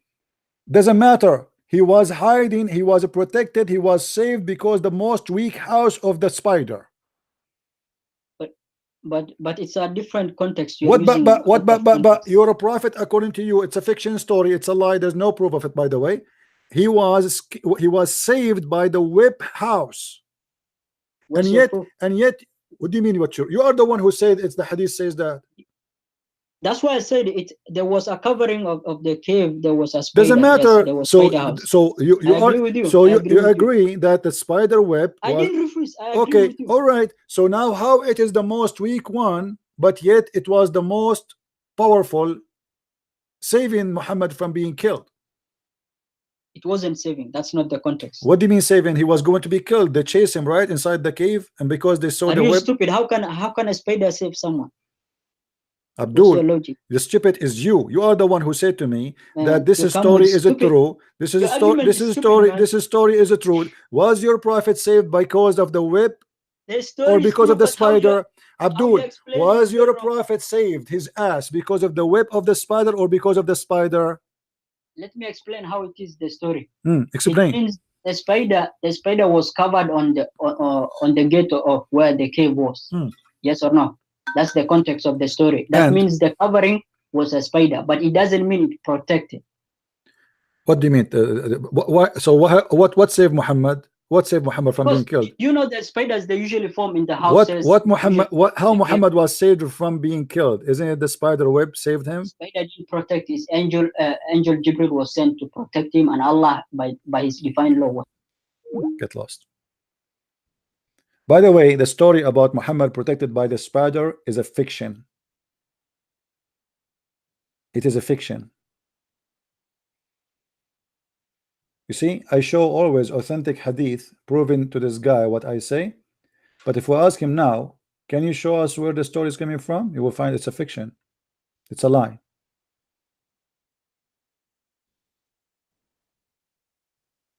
And Muhammad was not saved. Muhammad was killed by poison. This is your prophet wife confirming that Muhammad he died. Hello? Hello. Yes, my friend. Are you a Muslim?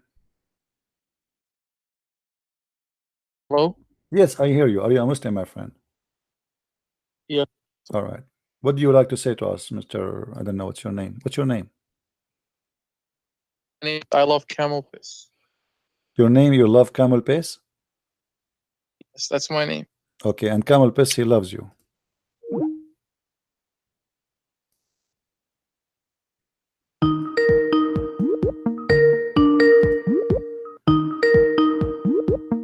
Don't try. I blocked you already. Do we have any Muslim wanna call us?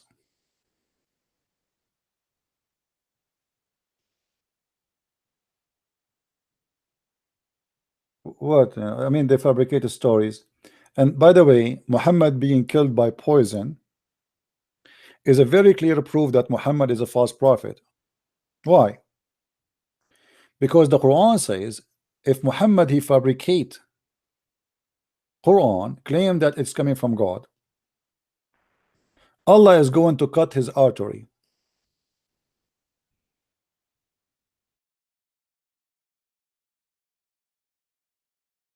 Chapter 69, verse number 46. ثم لقطعنا منه الوتين. Why?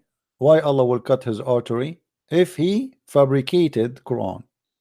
If the messenger were to invent any saying in our name, we should certainly seize him by his right hand, and we should certainly then cut off his artery of his heart. Then we go to the hadith and we found, surprise, surprise, Muhammad he died by the same way he described that he would be killed if he fabricate Quran. Do you see it?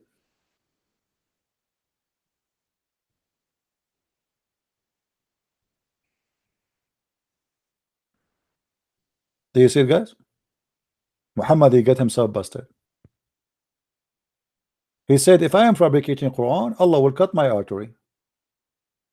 And then the Abdul, because he's slow, he have a low IQ, he forgot what he said before. So now he's saying to his wife, oh, Aisha, Aisha, I still feel the pain, Aisha, by the food I ate at Khaybar. And at this time, my order. This is why, by the way, when I go abroad, I don't take my order with me. My order is being cut off from the poison. What this guy will say? He will say this is not authentic. I challenge you. This is Sahih al-Bukhari. It's very authentic.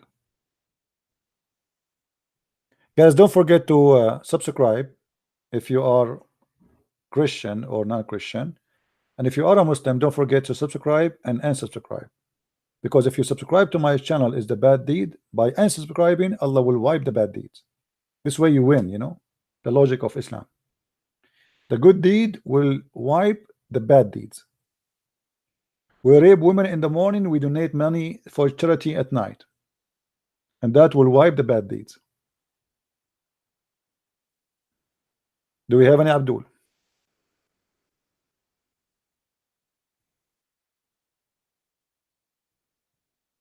Anyone?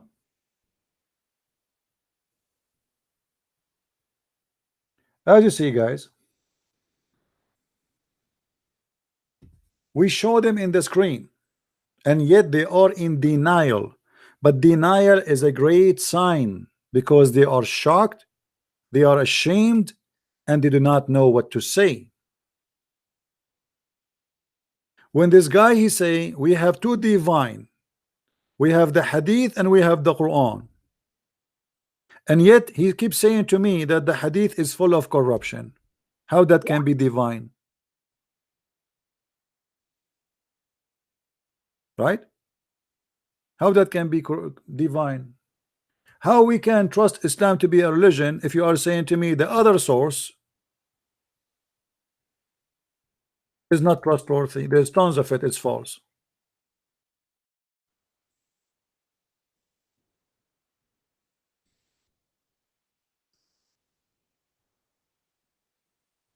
Do we have any Abdul?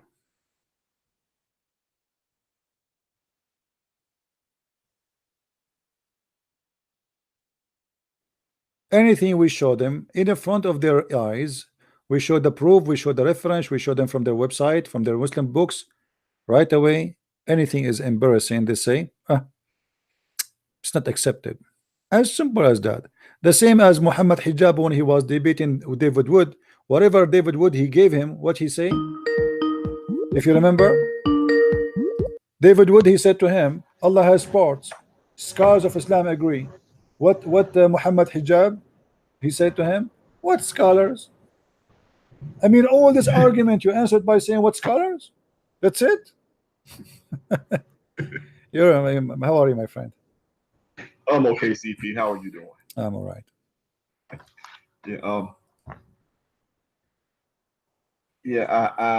I've noticed a while back that well, something you said way back when you were debating the guy, the two guys at once over in Memphis, like I forget their names, but one of them is like the head Sunni in North America, and the other was the local sheikh in Memphis.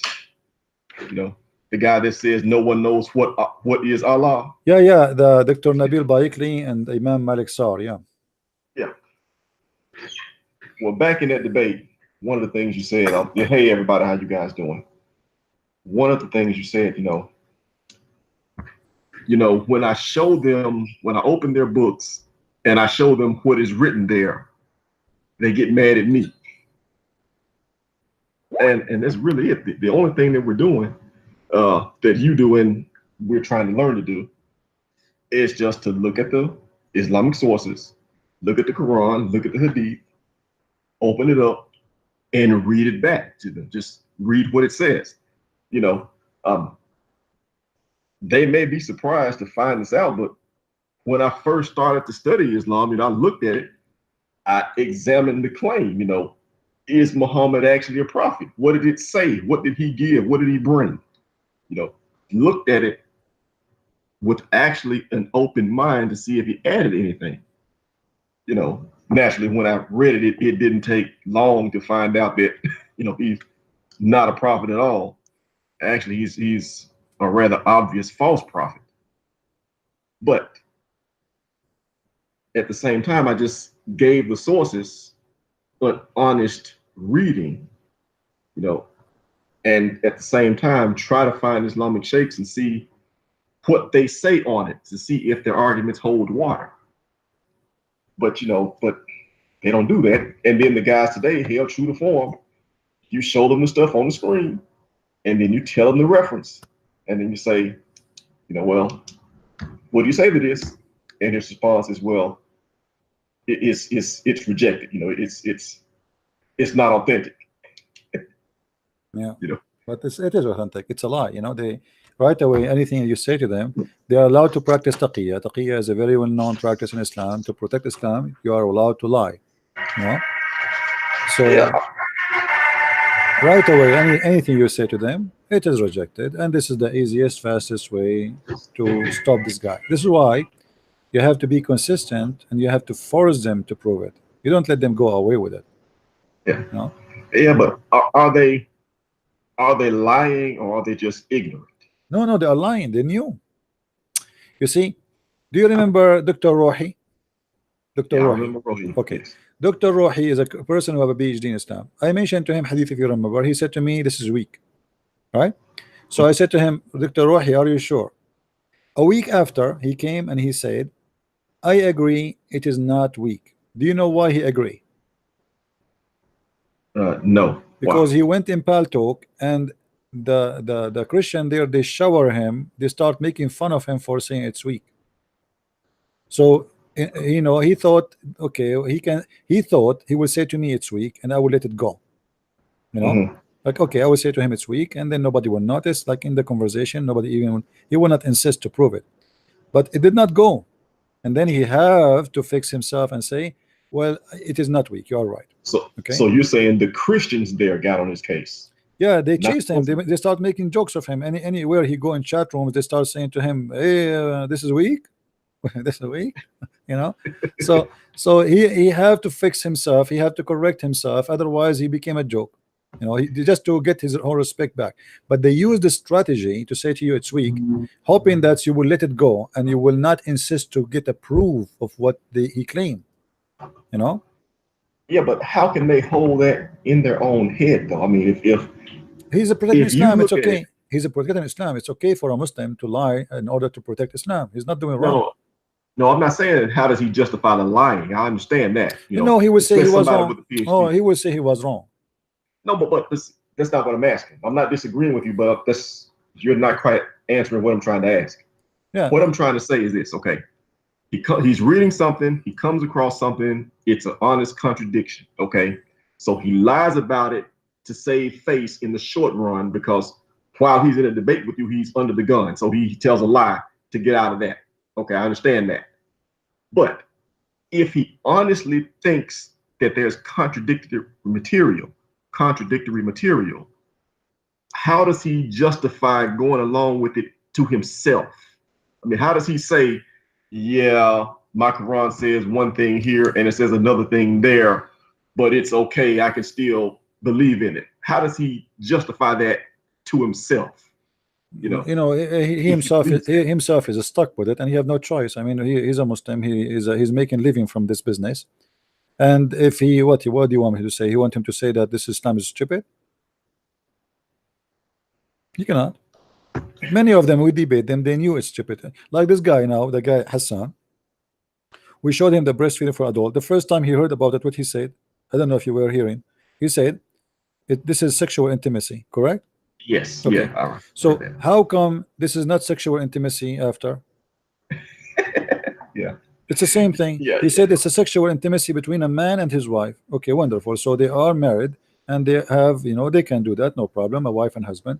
But what is the reason for a woman, she is not married to a man, to give her boobs to a strange man so he will suck her nipples 10 times until he is satisfied? 10 times. It's not 10 times 10 seconds. No, it's not like you take your and you bite 1, 2, 3. No, you have to do it in 10 different days. Yeah. Each time you do it, each time you do it, you have to do it until you are satisfied. Right. And I challenge the Muslim to tell me what satisfied mean here. What does that mean? Until he have orgasm? Yeah. Muslims, can you tell me? What do you mean by that the Muslim man, he can suck the nipples of a strange Muslim woman in the bus? There is an Egyptian woman. She was talking to the sheikh about it. She had an interview with him. She said to him, are you saying now that all those men who work with me in the studio, I have to suckle them? He said, yes, including me. Yeah, but that's what it says. I mean, it's as fantastic as it is, we're not making it up. It actually says that. It is, absolutely. This is what it says, and this is what the Muhammad practiced, and this is what Aisha practiced. But you see, when the dean of the Hadith in Al-Azhar University, let me do this. Let me search for the Hadith, the story. The dean of the University of Al-Azhar, he made a fatwa that any Muslim, she go in the bus, she have to give her breast, her boobs to strangers. Okay. All of Egypt went crazy against this guy, and they start insulting him, thinking that he is a crazy. So they invited him for an interview on the TV, and they questioned him about his mental, maybe he have a mental problem. I mean, how you do it? How you say that? Okay. So the guy, he showed them the hadith that I am not the one who said that, it's your prophet. So if you accuse me that this is a mental issue, that means you are accusing the prophet that this is a mental issue of your prophet. Okay. And since he mentioned that, nobody dare to question. But yet nobody will practice it. But nobody still. Nobody but still they don't do it. Yeah, nobody want to practice it. So it is a shameful teaching, disgusting, and it exists there, and the Muslims didn't know what to do with it. What we can do with this? I mean, Muhammad obviously have a mental issue. Why a man will that do say such a thing? What is the logic? Yeah. So You're saying they know better. Yeah, you see, here we go. Let me, I found the fatwa. This is the BBC. Let me put it for you in the screen. Guys, read with me. One of the Sunni most prestigious institution. This is a high like an organization, the highest source of Islam. What he issue is to discipline a cleric after issue a decree allowing women to breastfeed their male colleagues. Do you see it? Yeah, my screen is a bit behind. Who is I the don't see guy? it yet. Who is the guy they accuse him of that? Dr. Uzzat Ataya. Who is the guy? He is the dean of the Azhar University. You know, this guy is not a joke. This guy, he is the one who gave PhD to people to be PhD in Islam. His specialty is Hadith. All right. Oh, okay. So this is not anyone. You see, look, in this fatwa, Dr. Ataya, the head, do you see the call? It says the head of Al-Azhar Department of Hadith. So he's actually a Hadith scientist. This is not, yeah, this is not only a Hadith scientist, he is the head of all the scientists. He's the boss. And he was chosen for that job because he's the best between them, right? Like when they put you the head of all the scholars, obviously you are the best of the scholars. Yeah. So the head of the Azhar Department of Hadith said such a teaching could equally apply to adult. He said that if women fed male colleague direct from her breast at least 5 times, they would establish a family bond. and thus will be allowed to be alone together. Muslims, are you reading with me, Abdul? Huh? And then he continues saying, breastfeeding an adult puts an end to problem of the private meeting and does not ban marriage. So what the point of it? So which means I can still marry this woman after I suck her nipples. You know what I mean? So it's mean it's I can have sex with her. So how? What do you mean family bond? How we can sit together now after she gave me her breast, and suck it 10 different times in 10 different days, and that will not prevent me from marrying the same women. So what exactly How the did you purpose? get that? And a woman at work can take off the veil or reveal her hair in the front of someone whom she breastfeed. I'm going to apply for jobs in Muslim companies. I hope I will get a job there. Yeah, I gotta check that. Does that come with the bonus in the contract, Muslims? That Muslim women who work with us, they are going to breastfeed us? No? Yeah, but you know that can backfire though. You know, you can work with a woman and she's like, well, let me breastfeed you so we can work together alone. And you're like, you? Yeah. And can I just like forge a birth certificate or something? I really have to suckle you? You know, another way to do that. There's other in that interview, she said to him, so if a woman, she want to go in the bus or a train, she have to, or airplane, she have to do breastfeeding for adult, or all of them? He said yes. This is religion? Do you really Muslim believe in this garbage? This is religion? You want to debate us about how you believe in Jesus, but you want to believe in such a garbage? Yeah, but it's clear, I guess, that they have an idea of the way it is and what they're supposed to say, what their religion says in their head, but it doesn't line up with what the Quran says or what the Hadith say. And when you show them, you know, the conflict, they still stick to what they believed in the first place. They don't really adhere to the Quran or the Hadith at all in the first place. You know, this, at the end of the day, they want to believe what they already believed in the first place. Well, yeah, somebody's saying there's a fatwa. They say that breastfeeding for adult is bad. My friend, anyone who says something against the Prophet is not accepted. The Prophet says so. Who dare to say it's wrong? Who dare? Or what they say to you? Look what they say. They say in the time of the Prophet, it was more acceptable. Now it's not. It fit with the time of the Prophet. What make it fit in the time of the Prophet? Men are men at the time of the Prophet and today. I never heard that a woman, she can sit in a private with the man, she give him her boob, because obviously they were going to have sex next. Because if now she gave me her breast, what is next? Yeah. You know, Yeah. I can sit with the women and I will not dare even to talk to her unless she try maybe she to invite me to something, because you know, men and women, they can exchange signals of liking each other, or they want to do something. So the woman, when the woman, she take off her shirt and show her breast and she give me her boobs, and then I lay down in her bed and start sucking her breast.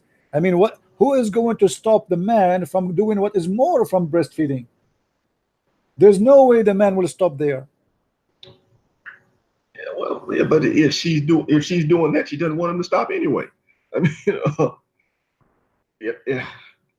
it just doesn't coincide with human nature, which it actually makes me ask the question: what was the reality on the ground at the time these hadith were collected that could actually make it? That made the cut, as Hamza says. It passed. When they collected these hadith, allegedly they threw most of the stuff out. This is not the stuff that was thrown out. This is the stuff that made it. So, what was the reality on the ground to make? Was this in Muslim or was that in Ibn Majah? But you see, whichever. You need to ask yourself, what make Muhammad say such a stupid thing? Yeah, but why in the world this man even he come with such an idea? Nobody practiced this idea before. Right. What makes him say that? And then 2 centuries later, you cannot explain a crazy man. There's no way to explain a crazy man. I mean, obviously, this guy is a perverted man. He liked it. He wanted to do something, So Muhammad, he have no rules. It's called the rules of ethic. You see, the first thing you examine about Muhammad, he have no ethic, and this is an additional proof that he have zero ethic. How you say to the women, cover yourself, don't show yourself to a stranger, and then you order them to give their boobs to strangers? Yeah, but even that, 2 centuries later, Muslims threw out a lot of stuff that Muhammad did because it didn't fit with what they thought. There's stuff in Ibn Hisham. Ibn Ishaq, the other guy, threw out. Was it Ibn Ishaq first and then Ibn Hisham? Yeah. Ibn Hisham threw out stuff that Ibn Ishaq wrote because he didn't like the way it sounded. And even with that, the hadith writers, they say, well, the biography got some stuff that's not all accurate because basically it makes the prophet look bad. But this, they didn't think makes the prophet look bad. So I'm trying to imagine myself being actually on the ground in an Islamic country at the time when a hadith writer thinks that this is okay to write this down to legitify this. Yeah, when bad when they start noticing that it's a problem, they start trying to get away with it. That's you see why those things were not embarrassing for 1400 years, right? And now today they are trying to deny them, right? Right. But before, people, they are uneducated, and most even people do not even know what is written there. Yeah, I guess it's possible too. Yeah, because most of people, they are farmers. I mean.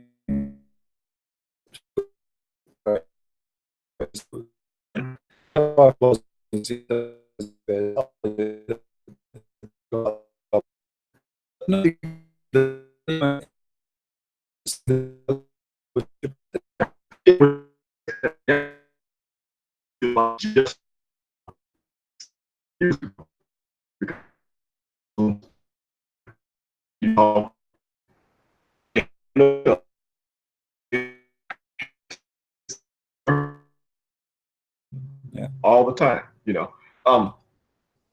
I was talking to a Muslim the other day, and I said, well, that Jesus is on the throne with Allah. That's what the Quran says. And she said, well, we don't believe that he's on the throne. I said, well, do you think that Allah is on the throne? Well, yeah, he's on the throne. Or sometimes they say that he's everywhere. Sometimes they say he's on the throne. But I make the point, says, well, wherever you think Allah is, that's where Jesus is. Isa. That's what Isa is. That's what the Quran says in verse 355. Yeah. Everybody always talks about, is it die then raised or is it sleep then raised?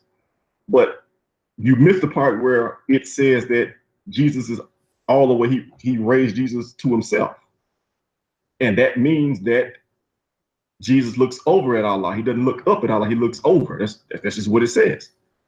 But he didn't really accept that, because what the Quran says doesn't really matter at the end of the day. See what I'm saying? It's what they wanted to say that matters. Yeah. Well, I hear this word. I never saw this before. I never heard this before. I never see this before. I never learned this before. Where do you get this from? Every day. And then the Muslim, they notice, they got busted, that this is reality. This is what they have. This is their religion. And we are not lying. We show everything in the screen. We show the number. We show the page. We show the reference. We don't make speeches. We prove it. And then in order just to get away with it, they say we don't accept it. Okay, who cares? But you know yourself that this is what you have in your books, and you know yourself that this is your religion.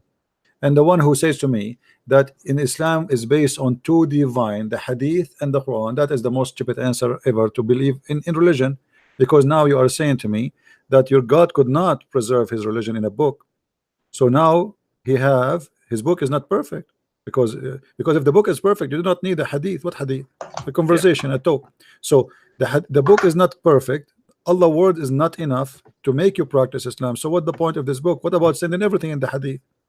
And why Allah did not preserve the Hadith as long the Quran is not enough, as long Islam is not based only in the Quran? Why the Hadith should not be preserved by Allah too, as long Islam is based on the Hadith at the same time it's based on the Quran?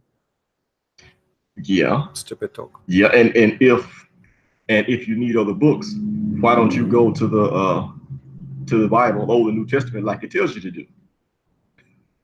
Yeah. Why do you have to invent a new one when it tells you to look at the old stuff? CP, one other thing I want to bring up before I let you go to the next caller here. The last hadith you mentioned, when you said Muhammad, when it talks about his aorta being cut. Yeah. And then how he got himself busted later on, saying, well, he forgot he had put in the Quran that if he was telling falsehoods that his aorta could be, Allah would cut his aorta.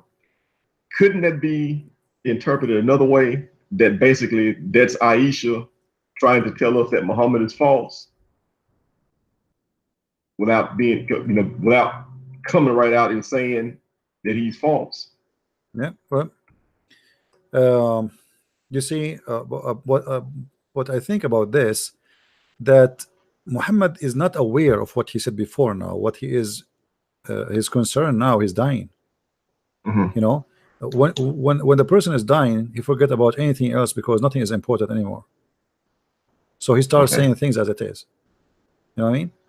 Yeah. Like this is why you see a person who is in the stage of death, suddenly he turned to be a good person. Suddenly he want to fix what he did in the last moment. He want to ask for forgiveness. You know what I mean? Yeah. So yeah. Muhammad now, he is not worried about things he said before. He's not worried about being a prophet or not. He is worried about the pain he have in his stomach. Okay. So you don't think this is Aisha trying to send us any messages? You think it's no. It's most. I mean, there is no reason for her to say that. You see, there's no reason. And you will notice that nobody says to her. They never heard this before. Obviously, Muhammad was saying that to others too. Okay. Yeah. Okay. So right, well. Anyway, everything is possible, but for us, we cannot judge except by what we have. You know what I mean? Yes, what you're saying. Yeah. When we speak to Muslims, we have to show them what is in their books, and whatever their books saying, okay, they have to live with it. It's not us who made those books. It's not us who. I am not Aisha. I'm not the one who report what Aisha said. I'm just reading for you what says there. Okay, I get it. Just like, in other words, just like any other hadith. Yeah. You either take one, if you take one, you take them all. If you reject one, you reject them all. And but if you can't pick and choose like that. If you want to play games, you can reject all one you want, and you can accept all one you want. Yeah, but you can't let them do that though. It's either the collection, either the methodology was correct or it was not. You can't pick and choose to take what you want when you want to take it, and then don't take it when you don't want to take it. Yeah. That's not a methodology for determining anything. All it is is just an excuse to believe and do what you want to do anyway. Yeah. Which we actually see from people all the time. Right. CP, that's all I had, man. Thank you. I thank you for taking my calling. call. Thank You you, have a my good friend. one. Thank you. Take care. Thank you. Tamara, you said you want to call. Go ahead. Call me. Looked like Tamara want to call us. Any Muslim? Mayday. Mayday. Any Muslim want to try his muscles? Somebody saying why you are people are fighting over religion. We are not fighting. They are fighting us. We are proving them wrong. Hello? Hello? Hello? Hey, how are you, Tamara? Hey, I'm good. What are you eating?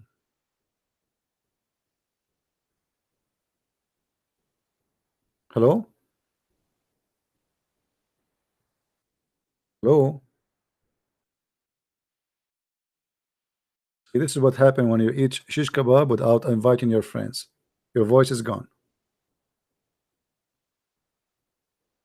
See what happened? You eat shish kebab and hummus and you didn't invite us. Are you there? Tamara? Oh, look like she lost. Are you there? Hello? Yeah, I hear you now. Go ahead. Okay. I was asking a Muslim, show me where it says that in the Quran where Muhammad is the last prophet. So he came up with this surah at Surah 33, verse 40. Okay. Can you explain that verse?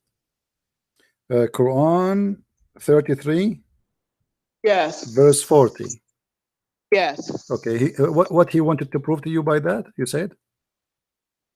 He's proven to me that it says that it said Muhammad is not the father of anyone of your men, but he is a messenger of Allah and last of the prophets. And ever is Allah of all things. And yeah. Okay, no problem. I will answer you. Anything else, Tamara? That'll be all. That's it. All right. Well, I hope that the Muslim himself will call me so we can answer him better way. And we can talk about it so we can see more understanding for him for what he's saying. However, this is the verse in front of us. وما كان محمد أبا أحد من رجالكم ولكن رسول الله وخاتم النبيين. First of all, the Muslims, they have a very wrong idea. You can hear me from YouTube, Tamara, if you are done. Are you done? Yes, I can hear you. Yes. All right. Listen to me from YouTube, so you know because the voice, they are complaining about the voice is not good. All right. Okay. All right. Okay. So this is the chapter, and let us read the translation made by Muslims. Okay.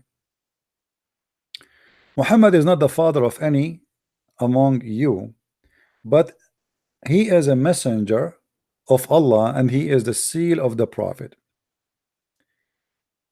First of all, the idea of having a seal of a prophet is a very silly idea, because if God, he was willing to send 124,000 prophets according to Islam and Muslims, why Allah now decide to stop sending more prophets? Especially the Quran said in different verse that Allah never sent a messenger but in the language of his own people, which means in order to send a messenger, he is going to send him only from the people speaking the tongue of the people. Chapter 14, verse number 4. And that means that the messenger, he will be sent, or Allah will send a messenger to every single language in the world, but this has never happened. So if this verse is accurate, then the Quran should not say Muhammad is the last messenger, because Allah did not send a messenger for the Buddhas,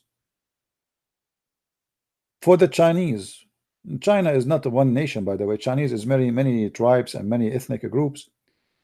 Same as Russia, same as Malaysia, same as Indonesia, same. India alone, I think, is like 400 languages. I don't know how many.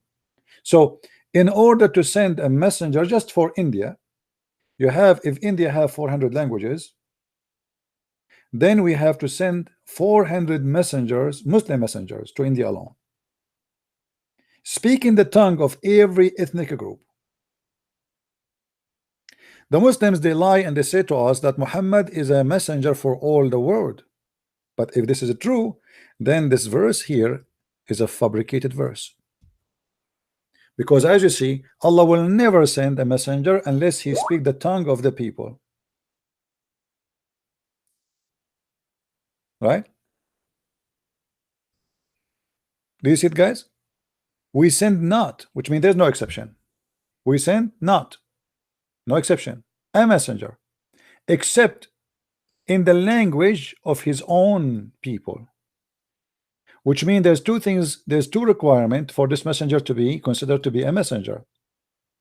He have to speak the tongue of the people, and those have to be his own people, which means he cannot be a foreigner. Are we getting the idea, guys? Are we getting the idea? Oh, let me turn this thing off. Twitter, the tweet is blocking the screen. All right. Are we getting the idea? If the Quran is putting the criteria of who can be a prophet and how prophet will be sent, how Muhammad can be qualified here? How Muhammad can be qualified to be a messenger for Pakistan or Bangladesh or Eritrea or Ethiopia or Iraq or because you have to speak the tongue of people who they are his own people, not any people. So here this is a very clear contradiction for the Quran. However, if we go back to the verse here where it says Muhammad is not the father of any among you, anyone can see connection between saying that and he is the seed of the prophet? Let us see who of you is fast and he have a deep thought. What does have to do? Why the verse here mentioning that he is not the father of any among you, with stating that he is the seal of the prophet? By the way, what I'm going to say to you, nobody teach it, nobody see it. This is my own discovery. They will never find this in any book, any interpretation, anyone. This is my own study. You remember the Quran says that Allah he made from the seeds of Abraham and Isaac and Jacob the prophethood. Do you remember? From who? From the seed of Isaac and Jacob.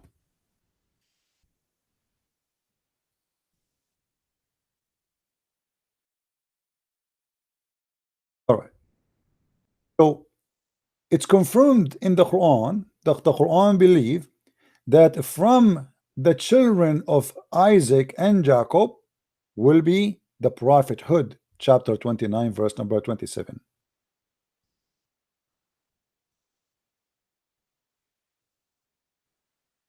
But that mean this is unlimited promise, and that will be contradiction for Muhammad being the last prophet, correct? Because the prophethood is going to be from who? From the children of Isaac and Jacob, as many as they have children. It doesn't say that the Jews, you have a lost prophet. It says no, from those guys we have prophet from their seeds, from all their seeds. All right. So now Muhammad, he want to confirm that Isaac and Jacob, they were messengers to the Jews, and from their seeds there's prophet, but he have no seed. And that is what he meant by saying he is the last prophet for the Arab, because this guy, he got the idea that the prophet come from the seed of a prophet. Are you getting my point? Prophets come from the seed of a prophet, not from the seed of someone else. And that will be another contradiction, because the verse here confirmed that Muhammad cannot be a prophet. Because if the verse here saying that the prophethood is under revelation is coming from who? From the children of Isaac and Jacob. then how Muhammad is going to be a prophet? The only way for the Muslim, they say to you, oh, he is from Ishmael. Well, Ishmael is not mentioned here. Any Muslim can explain to me why the name of Ishmael is dropped? Are you getting my point? The Muslim, they claim that Muhammad is from the seed of Ishmael, which is false. This is absolutely a big fat lie. And sadly, some Christian churches blindly, they keep saying that the Arab are from Ishmael. The Arab have nothing to do with Ishmael. Whoever says that to you in the church, he is just repeating copy paste. Arab have nothing to do with Ishmael. Even in Muslim books, they agree that Ishmael, he learned Arabic at the age of 13. Some they say 11. How he learned Arabic from them, and but yet he is their father. And just to show you the ignorance of some who claim to be scholars in Christianity, who teach in churches, they say to you that Ishmael, he married from an Arab woman. Arab is not an ethnic. Arab is a desert, people of the desert. Whoever live in the desert is an Arab. This is why we see that the one we are called Arab, we look different. Some of us, we have white skin, some of us we have darker, but there's no black, you know, it all is a Middle Eastern, you know, Mediterranean color. But they are not one ethnic, and there's no ethnic. Whoever live in the desert, they call him Arab. Arab is an Aramaic word, mean desert. And this is why you see there is Arabia and there is Aram. Aram is a name mean the high hills. You see, if a place is high, they call it Aram. The children of Aram is those who live in mountains. The children of, they call them Arab, those who live in the desert. In other way, in the old Aramaic language, the word Arab not only mean like people of the desert, it means the savage. It's like you say gypsy in the Latin language, gypsy, you know, people who move from place to place and they do whatever to make living. All right. So in this verse here, Muhammad, he got himself busted again, because you are saying that Isaac and Jacob, and they are the only one from the children of Abraham, their seed is going to be prophethood. So how you became a prophet? So Muhammad trying to copy and trying to resemble himself to the Jews, that from the seeds of prophets there's prophets, but he have no seeds. So Muhammad here is saying, because he have no seed, Muhammad was not the father of any of your children, and this is why he is the seal of the prophet. The seal of the prophet for who? For the Arab.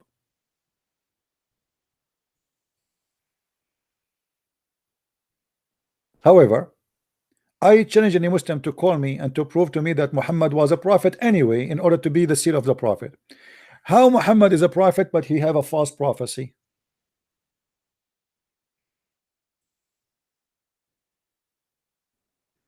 Have you ever heard of a prophet he have false prophecy? He's a false prophet, and we can show you tons of reference. You know, when Muhammad he prophesied in many ways about many things, even he put his nose in the women vagina, as we showed you before. He claimed that if the women have orgasm first, the baby will be a girl. If the man have orgasm first,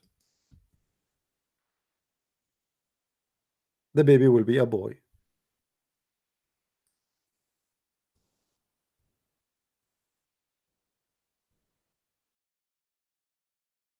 Let's see if we can find you the hadith.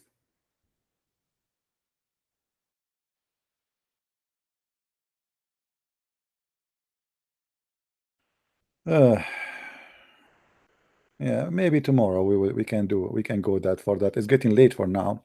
But anyway, I hope maybe tomorrow, if any Muslim would like to call us, please remind me where we stop, and we will be happy to continue about this topic or any other topic. But remember one thing, Muslims, I don't accept games. You cannot play games with me. I am different from all the names you know before. Make your reference handy. Bring your proofs. I don't accept the speeches. And I advise you, actually, Muslims, to invite your scholars to call me. I mean, why you want to call me and say to me I'm not a scholar? Why you don't call your sheikh and say to him, well, there's a guy, his name is a Christian Prince, and honestly we need you to get him busted. You see, the guy, the one who spoke to me I don't know where he's from, maybe Nigeria or etc. But he claimed he live in America. This guy is a sheikh, and in his name in Skype, he have a name Sheikh. So he claimed to be a sheikh, but he could not prove anything. He's a Shia. He hate the Sunni. He wanna, go in war with the Sunni. But he have a blah blah blah blah blah talk, but he cannot prove to us anything. He cannot give us reference. When I say to him, show me one reference, one scholar agree with you, he don't quote for me any.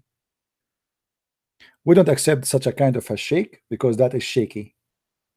The second you say it's not what it says, it's not what you are saying, then you have to prove it. You cannot just throw your ball and say, you see, I don't do what happened between Hijab and David Wood. David Wood was a very kind person who did not hold Hijab from his ear and grab him from his tail and hang him in the nail in front of everybody to expose him. Hijab was lying after lie after lie after lie, and nobody spanked him. It's not his fault. I don't let that happen. You make a lie, I will spank you immediately. Not tomorrow, not the day after. Hello? Hello? How are you, CP? How are you, my friend? Great. I was listening to you, I think about 2 days ago when the Muslim guy called about Exodus chapter 21, verse 20 to 21, verse Yes. 20 to 21. Okay. When I look at the Exodus, truly the Bible did not allow death to killing is to be punished. When I read that, they say, if any man smite his servant or his maid with a rod, and he die under his hand, he shall surely be punished. When we look at verse 2:21, said, notwithstanding, if continue a day or two, not the death, if someone be killed a day, cannot live again. He say, he shall not be punished for his money. It's not dead, it's beaten. If the beating continue in the second day or 2 days, but if anyone killed, is not Anyway, allowed in the Bible, as put it auto. that event happened because simply, first of all, the guy, the owner of the slave is not beating him to kill him, right? Yes. This is not the purpose. But we showed him from the Quran where the Quran is speaking about a murder, not a beating. In the case of murder, if a free man kill, a free man will be killed, but not a slave. Not a, if I kill a slave man, no free man will be killed, it's a slave. So the Quran come with a solution. They used to, let us say, 2 tribes, and a free man, white man, he killed a slave from the other tribe. So what the other tribe do? They go and kill a free man. Muhammad is trying to correct them. He said, you don't do that. If a free man kill a free man, you kill the free man. You don't kill his slave. If a slave was killed, you kill a slave. So now we have 2 victims. Yes. It's a stupidity. Same time, you see, when somebody wanna compare the book of Exodus, what is the word Exodus mean? The exit. The exit. Thank you. Okay, exit from what? Exit from slavery, right? Those people themselves, they are slaves. Those people themselves, they are slaves. The whole nation of Israel are slaves. And nobody can understand how harmful slavery is as much as somebody, he himself is a slave, correct? Yes, yes. Okay. So they are not encouraging slavery, but they are slaves themselves. This is what they are living. This is how it is, what they can do about it.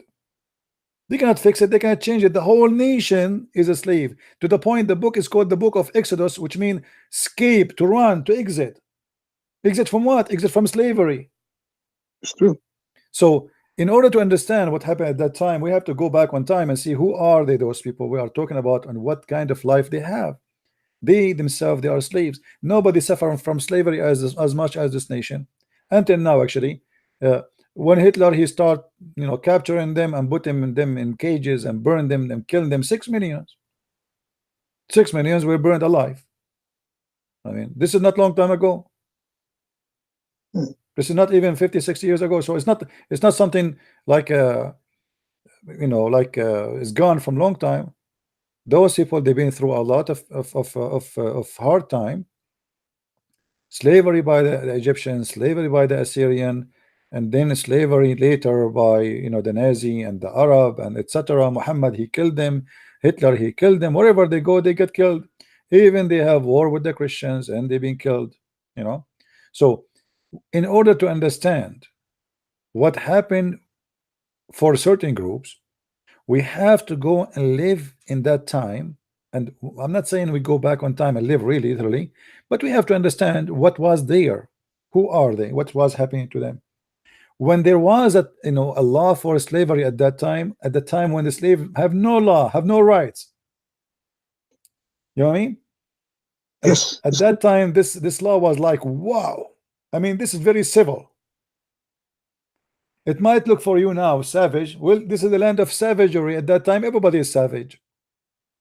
We are talking about thousands of years ago. I think Jesus has moved us forward. Yeah, he has moved us forward. And then we need to ask ourselves. Moving us back. Yeah. So, and you notice a Muslim, he would love to debate you about the Old Testament when we are people who don't really follow the Old Testament. This is the law was given to the Jews, not for me. And why he tried to do that? Because he want to take you thousands of years ago, and then he tried to prove to you that you believe in a savage religion. Well, Muhammad, he came thousands of years after. He was savage to the point we cannot even compare. That's true. And also, I read your book. I was reading about. I wanted to talk about it if you have time. But Muhammad cannot intercede for his own mother. If Muhammad cannot intercede for his own mother, how do you think he's going to intercede for the rest? Because I was reading your book today and I look at it, Hadith, book 4, Hadith 2129, as you put it in your book. Yeah, there's contradiction. There's contradiction there. There's contradiction about intercede, right? There's contradiction because sometimes it says he intercedes, sometimes it says nobody can intercede. However, the one you are talking about, Muhammad, he asked Allah for 3 things, and one of them is to intercede to his mother, and Allah refused. Why Allah he refused? Because she was a kafir. But this is stupid. Why? Do you remember the story where Muhammad he slept with in the grave of mother of Ali? No, not really. Okay, there's a story where it says that Muhammad he slept with the mother of Ali in her grave. He slept in her grave. If you ask the Muslim why he slept in her grave, they say because he wanna light the pressure of the grave on her. That's mean he is doing intercession. Okay, how Allah accept the intercession over the mother of somebody else, but he don't accept the intercession over his mother? You know what I mean? It's stupidity. I mean, the whole thing is stupid. There's no logic. There's no rule. It's a madman saying stupid things. And also, what I want to say lastly is that, as you always said, that even though our God is 2 or 3, so far is true God, and to us a Christian is working for us. Except Muslim is in it before they're able to experience the benefit we are gaining in Christ. As you already said, I think every Christian should know that whether it's 2 or 3, so far is our true God that made a promise for us of heaven. And secondly, we are not going to the same heaven. Why are we worrying? Only we need to show them the truth, but we are not going to the same heaven. Our heaven is different. Thank you very much. Thank you, my friend. Take care. Thank you. All right, guys. I want to say thank you for everybody who was here, and tomorrow we will be here again. Who want me to be on air tomorrow? Give me one if you like to be here. And this is a real vote, not a fake vote, not like an Arabian vote. You know, when Saddam Hussein was a president, thank you guys, we will be here tomorrow, I promise you. When Saddam Hussein was a president, there was members of the parliament, their hands is up. They asked him, why your hands is up? He said, for the coming vote, we agree. Who dare to say no? It doesn't matter what you are voting for, we will say yes. So really, I'm happy to have you guys, and please share the account with your friends and tell them more. And don't forget, please, to watch the video which I made today about Mohammed Hijab, which is down there, and it's called Mohammed Hijab causing insult, adding insult to injury Watch the video. It's just down in the info of the broadcast. Don't forget to watch it and download it. We will be here 3:30 p.m. New York time. 3:30 p.m. New York time. And the reason I do it in this time, so I can have both from Europe and from USA and from Canada and from any other places. You know, it is the most. Mohammed Hassan, you can call me tomorrow. We are done. The most like the best time for gathering people from around the world, if we can say. What's wrong with you, kid? Call me tomorrow. Don't you see we are leaving? Do you think I'm going to stay here until tomorrow?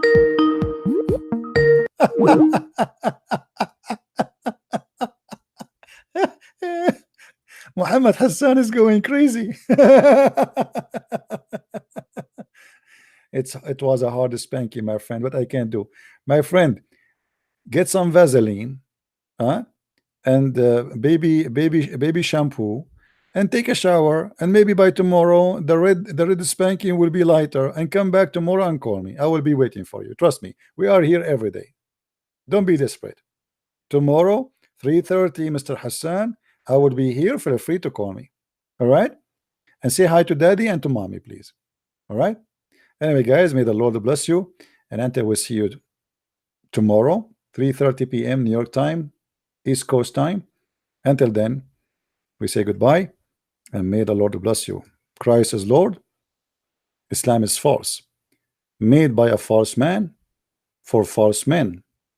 God, who promised sexual organs, is a vagina vendor. God cannot be God when he promised such a promise. We know God from his ethic, his teaching. Even a human being, the Lord, he said, you shall know them from their fruits. What kind of a fruit the God of Islam provide us? Examine the fruit, my friend, and you will know who is the true God.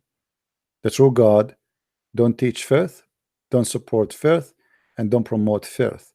He is holy, his name is holy, and everything about him is holy. That is my Lord. That is not your Lord. I want every Muslim to listen carefully and ask himself, why my God, his promises is not holy? Why the holiness is providing filth? That is impossible. It's against the nature of God. It's against who is God and what he present. Thank you very much. Christ is Lord, and see you tomorrow. Bye-bye.